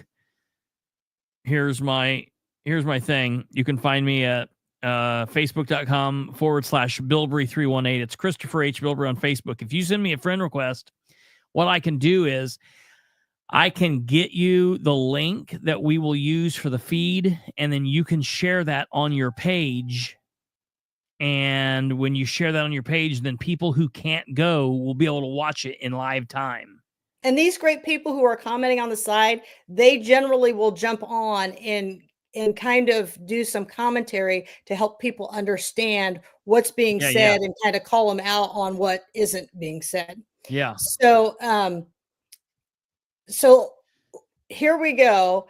I want to show this picture to everybody. Is it there? Wait a minute. What are you doing? I'm showing my Facebook page. This one. Not this one. Let me see. Oh, I can't share it. You'll have to add it to the page. You have to add it.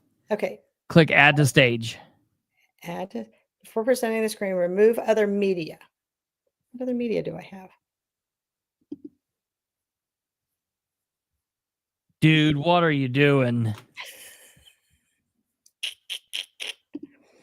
All right. Now I think I can add it. Okay, I got it. Okay, there we go. All right. Jesus. So on Saturday, Ken wrote me a love letter. I love when he does that. I always know. And I want people to know this. I am honored that Ken Delabastide and the Herald Bulletin are finally getting the memo from the people. Now, if we could just get the Herald Bulletin and the so-called journalists of the paper to write for the people, things could actually start improving for the people in Madison County. Look at this IDEM report. Looks like this issue has been going around for a while. Why hasn't the paper reported on this? Councilwoman Bethany Keller blew the whistle on this weeks ago. They wrote a small snippet and buried it in the paper. The people have been putting out documents about it. One gentleman, John, has dedicated a Facebook page, so please join. But instead, the clock tower is front page news. Oh, and have I forgot to mention the $25,000 reward for Steve Sumner has never been on the front page of the news, and it's been out for months. I don't even think it's been in the paper. I want to see all the tile work, drainage, etc., for former Commissioner Darlene Likens and Commissioner Richwine over the past 3 decades, and the receipts. If you want to say our names in the paper, say them. Madison County Government Accountability page. If you are not following that page, you should be following it.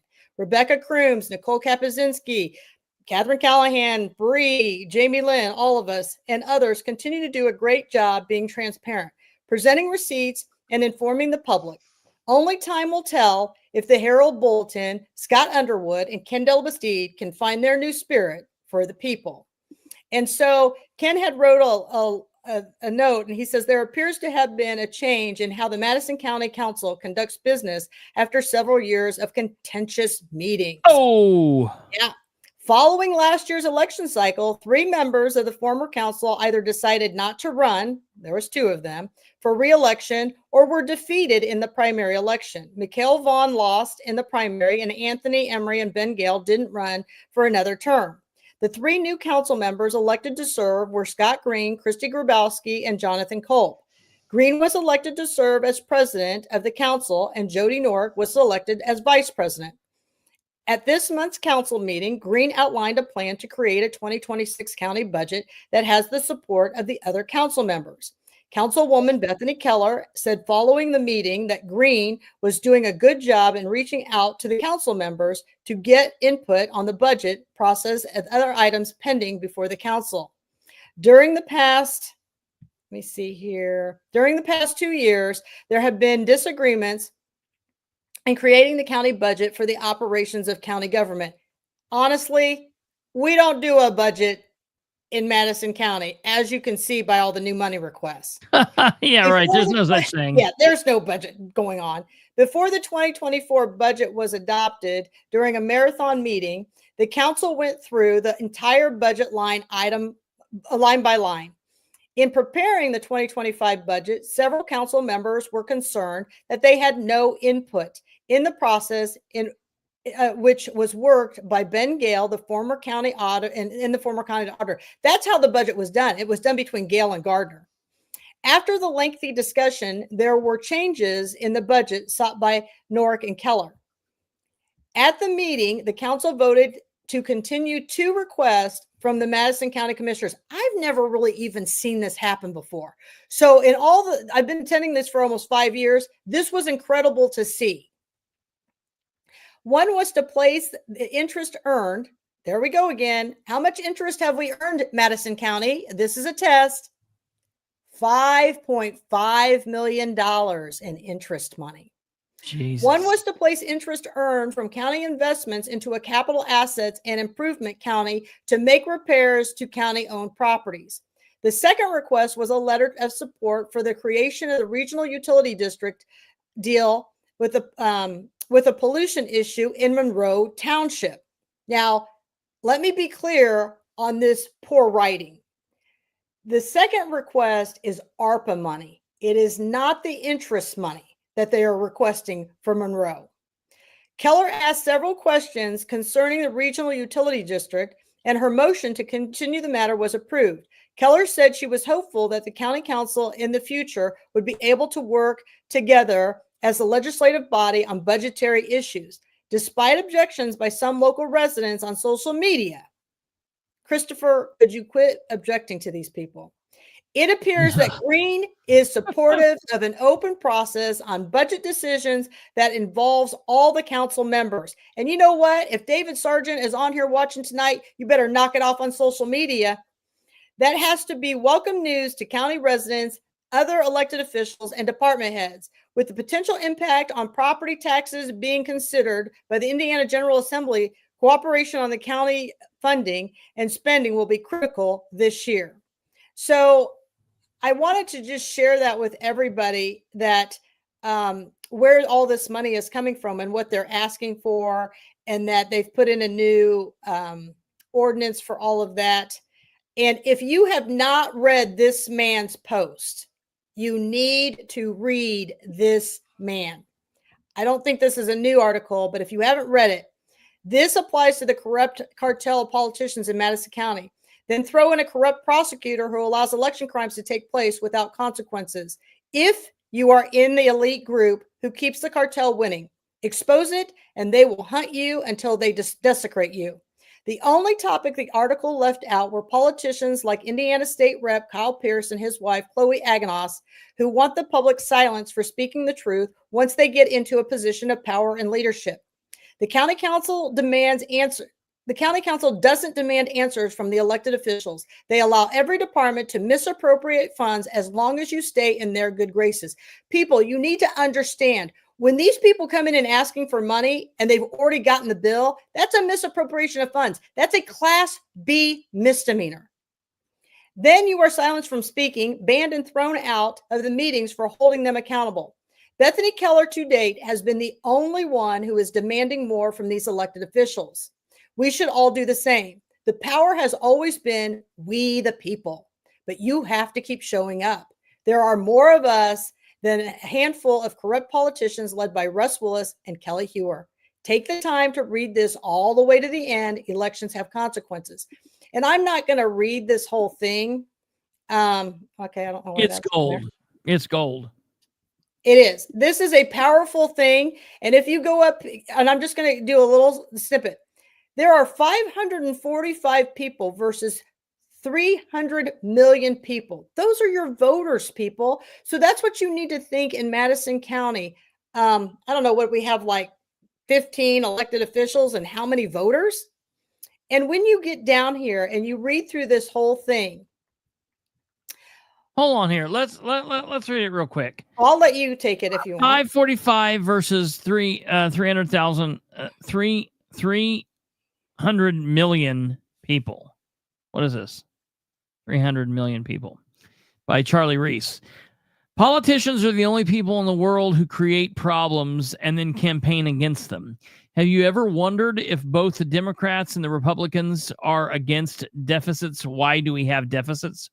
Have you ever wondered if all of the politicians are against inflation and high taxes? Why do we have inflation and high taxes? You and I don't propose a federal budget. The president does. I don't know if that's true. I think Congress does, or whatever. You and I have the constitutional authority to vote on appropriations. The House of Representatives, you and I don't have the constitutional authority to vote on appropriations. The House of Representatives does.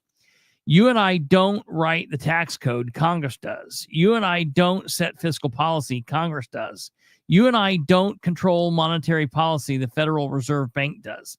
100 senators, 435 congressmen, 1 president, 9 Supreme Court justices equate to 545 humans being out of the 300 million are directly, legally, morally, and individually responsible for the domestic problems that plague this country.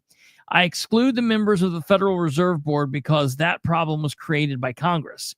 In 1913, Congress delegated its constitutional duty to provide a sound currency to a federally chartered but private central bank. I excluded the special interest in lobbyists for a sound reason. They have no legal authority. They have no ability to coerce a senator, a congressman, or the president to do one cotton-picking thing.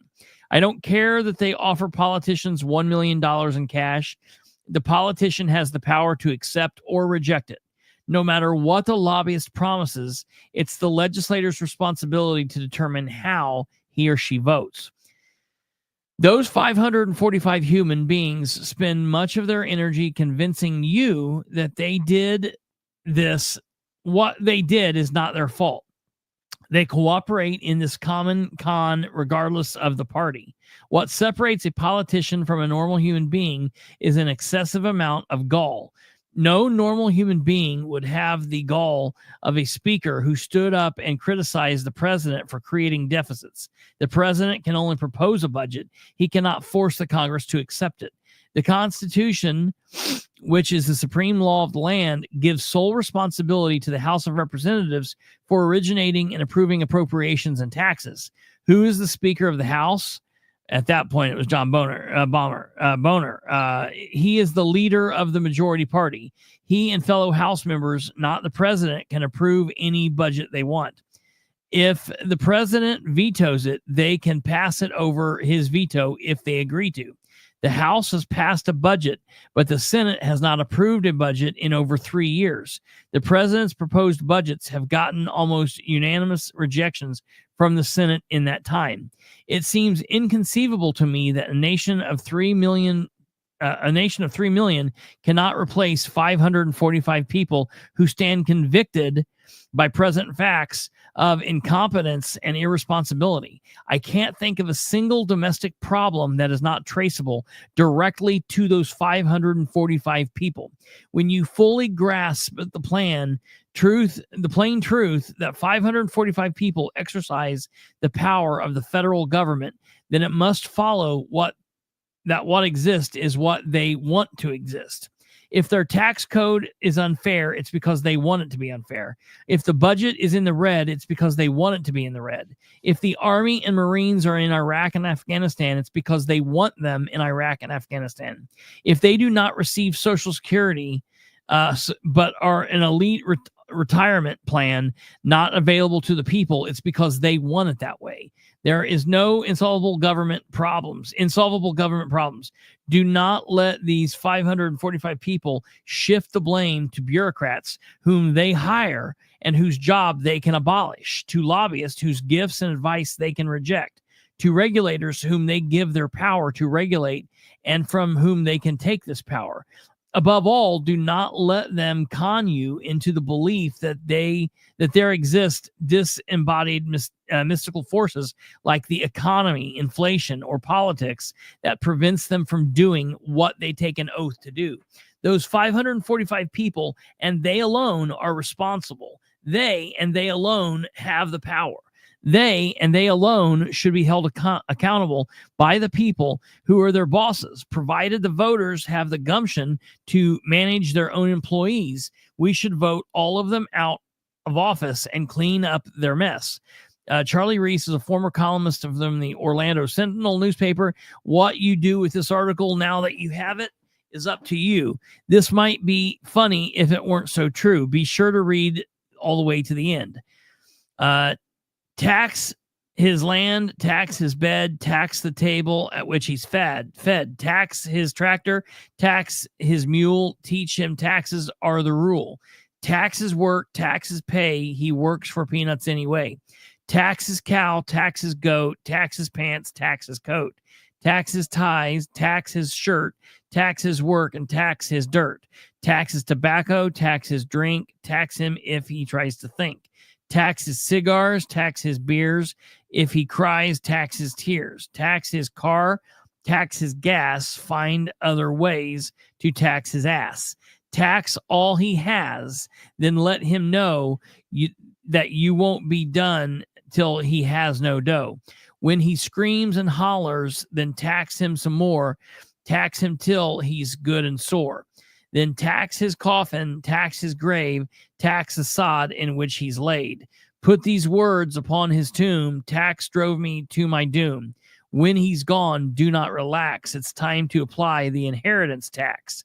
Accounts receivable tax, building permit tax, CDL license tax, cigarette tax, corporate income tax, dog license tax, excise tax, federal income tax, federal unemployment tax, fishing license tax, food license tax, fuel permit tax, gasoline tax.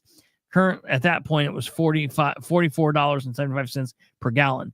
Gross receipts tax, hunting license tax, inheritance tax, inventory tax, IRS interest charges, IRS penalties, tax on top of tax.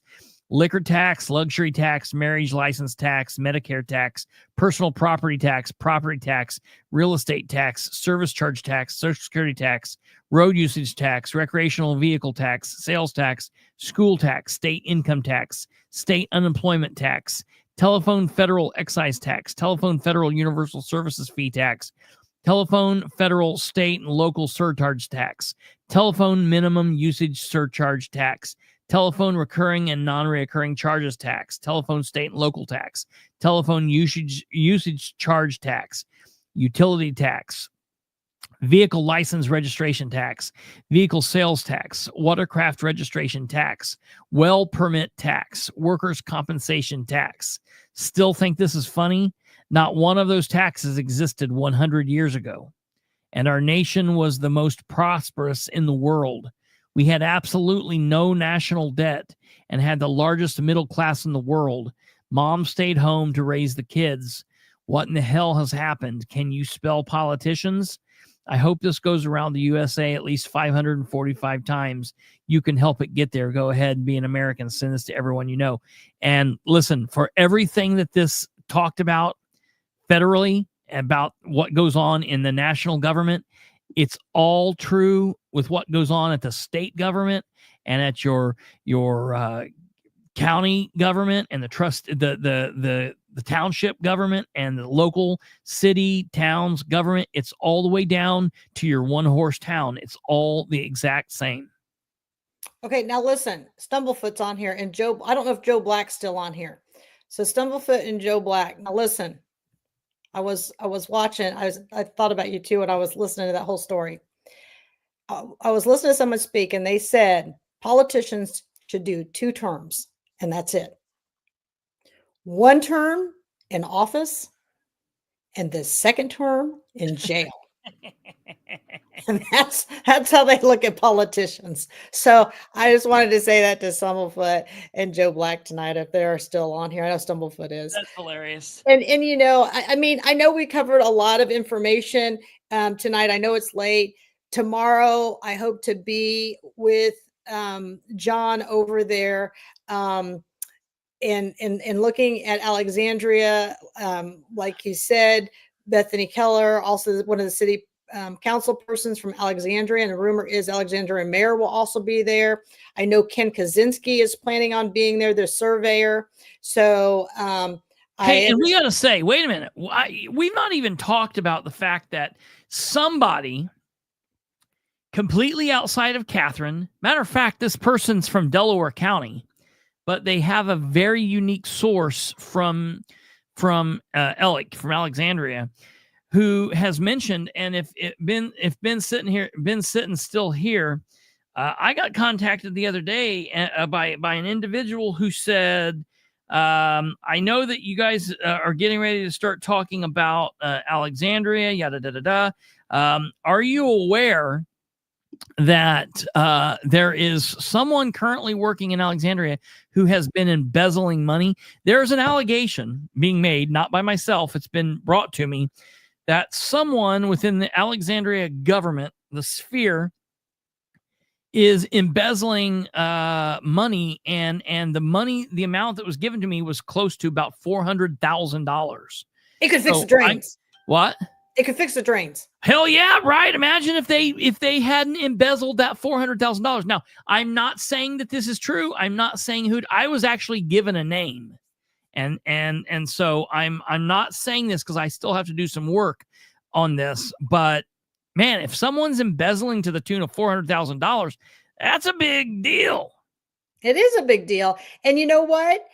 I'm sure it's happening everywhere. I'm sure Absolutely. that the more we expose in Madison County, you're going to see where that's at. I mean, the fact that Bethany Keller has come up with, we have $0 in the line item that should be able to fix this issue for Alexandria. Everybody should be saying something about that. Yeah. This is a big deal. And I mean, rumor has always had it that, you know, the Rich Wines and the Lichens have no tile or drainage issues because they've always sent out the county to fix all of theirs on all their farmlands. Sure. So I want some receipts. I want some answers. I want to know where this money's at. You know, and here, too bad these two affected additions are outside city limits, so it wouldn't help pay for this sewer issue. Maybe, I mean, they might have been able to help. I don't know. It is a county issue, and we will see, but I'm sure there's other things inside of Alexandria that people need money for to fix other drainage and things that the city would be responsible for. So it'll be interesting to see if they do come up with that $400,000. It's just very interesting to watch all of this unfold. And I expect over this next 9 months, we're going to see a lot more come to light. But this is what makes me so angry. People have short-term memory loss. It's like you forget when you go to the polls all the stupid crap these people have done, how recklessly they have spent the money, and then you vote them back into office. You have got to quit recycling these politicians of cartel. I'm just telling you that right now. It is time for change in this county. So, and it is everywhere. I mean, we're going to see it in the municipalities. So I just want people to know there's a handful of good politicians out there, but unfortunately they make the bad ones or they make the good ones look so bad. I hope Bethany Keller runs again. I hope she wins. She's been the only one that has been consistent on that board the past 3 years. We do have some new players. Grabowski is coming in a strong second. So it'll be interesting to see. There'll be 4 seats up on the county council. 4.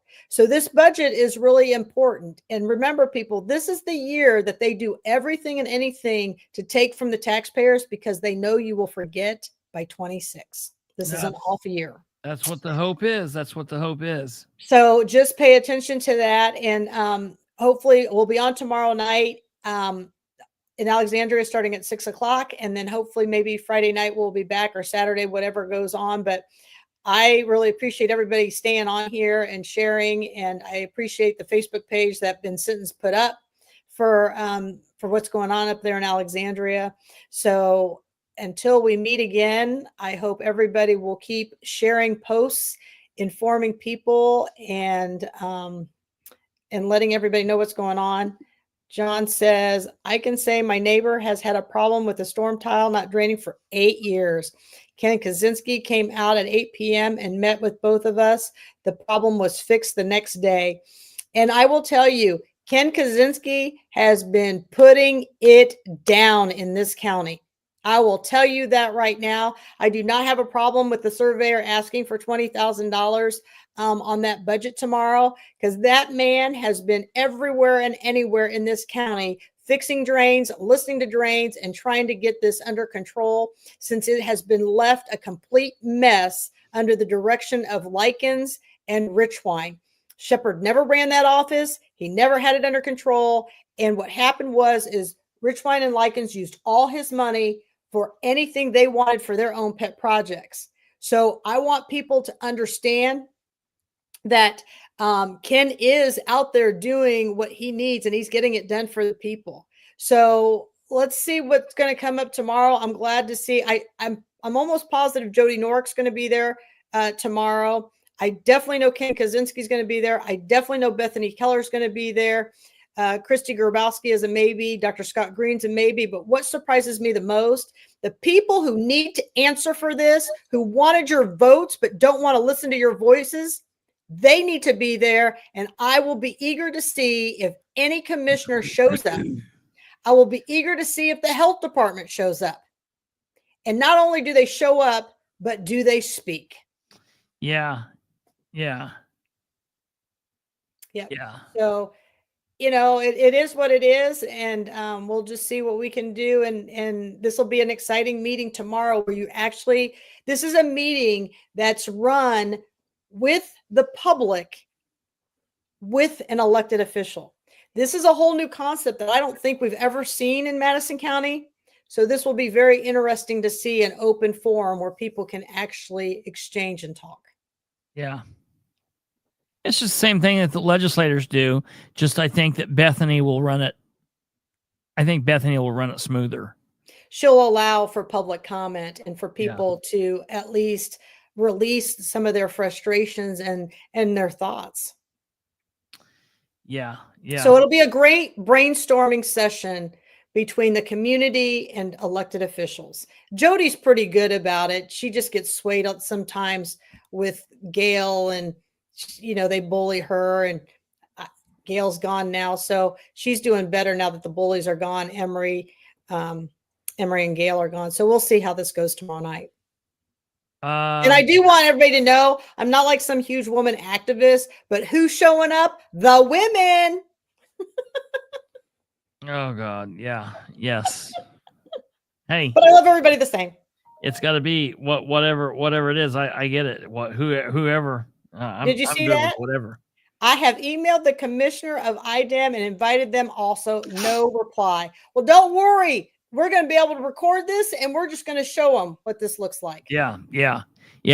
So Ben Sitton, I will, as soon as I get the link ready, I'll send it to you, and you're free to put it on your page and share it around. That way people can watch that can't come, and we'll live stream that tomorrow. I will be back, obviously, tomorrow night at 9 p.m., and then we'll do a follow-up to tomorrow's meeting. Tomorrow night won't be the follow-up, but we'll do the follow-up on Friday, and we'll get everything out in an orderly fashion. And then coming up, I think Sunday, I'm going to do a show with Bree about this Superfund site. Oh, yes. Which she's very concerned about, and everyone should be.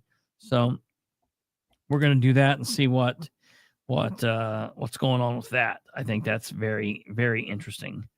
And well, we hope that you can come out tomorrow night, Kristopher. Yeah, I should be able to do that. Not too far from you. No. Yeah, Alex, not far at all. So maybe I'll be able to stop out by and see what's going on. Also, for those of you that have been following, or if you've not been following, you should, because there's more than what just goes on in local government. Our Indiana Secretary of State has been MIA. He blew off a budget meeting, a budget session between him and the state government, the House, and just completely blew that off. Maybe it was Senate, and nobody knew where he was. No one knew what was going on. He had committed and previously stated that he would be at a town hall meeting last night. We talked about that town hall a little bit. I was like, I don't think it was live streamed. I did have a conversation with Lieutenant Governor Micah Beckwith today, and Beckwith did confirm that the town hall was put on by Mario from Hamilton County. And we know that basically all party leadership are assholes. Mario's no different. He wanted to contain it tightly, and so they didn't live stream it, of course. But Diego wasn't there. He sent some lackey from his office, and then it's all hit the fan today because it's come out that Diego said he's MIA. He's on an economic development mission, which is nonsensical because the Indiana Secretary of State's office doesn't really deal with economic development nonsense. But it turns out that he is in India doing some very, very questionable things, it looks like. And it's all tied with Raju. Raju. I love that song. I want to get that. I want it to be the theme song to the podcast. Anyways, they're over there and they're doing some nonsense with EB-5 immigrant investors visas, EAD in 6 months, get your green card in 1 year, investment details, investment $800,000, admin fee $60,000, USCIS fee $25,700, immigration and attorney fee $22,900, regional center cost coast to coast, annual return 6%, total payout $992,000 after 5 years. Just very questionable stuff what they're doing, and he could be hiding in I can't want to say Italy. He could be hiding in India all he wants, but he will come back, and he will have to answer for this. And I hope that the people continue being mad about this. There's so much crazy shit. And he is up for election, everyone. Yeah. I hope you know he is up for election. So if you're thinking you want to fix the voting machines or something like that, you could run for Secretary of State. So he's done such a horrible job that probably you guys will have a good opportunity to win. I think he is a one and done. That is what my crystal ball tells me tonight. Yeah. There's he has to. Yeah. Where did he say that at, Stumblefoot? What'd Stumblefoot say? I think he was just meaning that. Let's see here. That he 2 days ago. Yeah, I don't know what he's doing because this dude, something is up with him. This guy is there. We're going to have a lot. We're going to have a lot with this guy. And I'm telling you, people from Delaware County, there is some very serious, there was some breaking news today that Delaware County auditor has messed up once again, the payroll. There were people that weren't getting paychecks. There were a couple people that were getting double paychecks. It was total insanity in the auditor's office.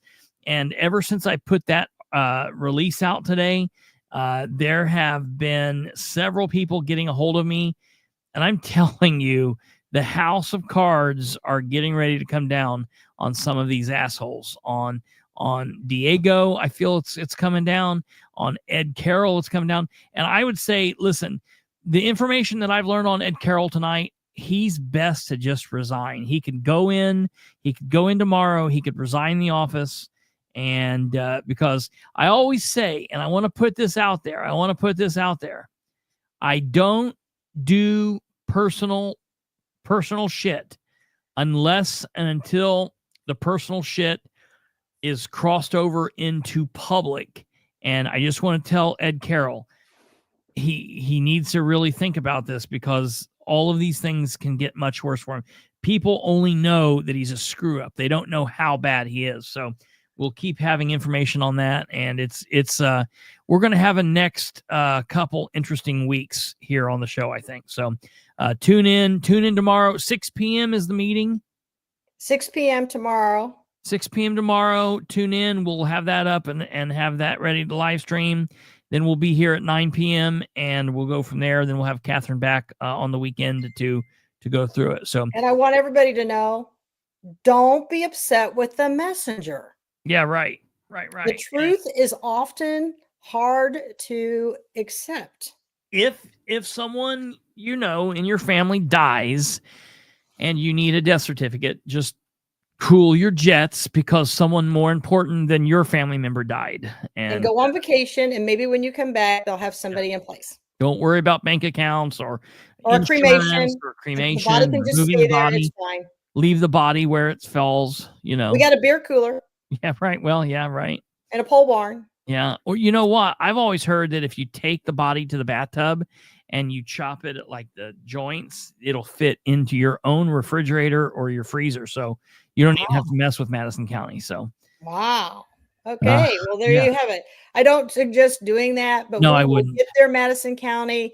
And here's the thing: if these elected officials and these appointed officials don't want to be talked about, then do your job. Yeah, just do your damn job. I won't have anything to talk about. Yeah, do your damn job. All right, folks, take care. God bless. Have a good evening. We'll see you back here tomorrow at 6 and then at 9. Ha. All right, take care. Good night. God bless. Goodbye.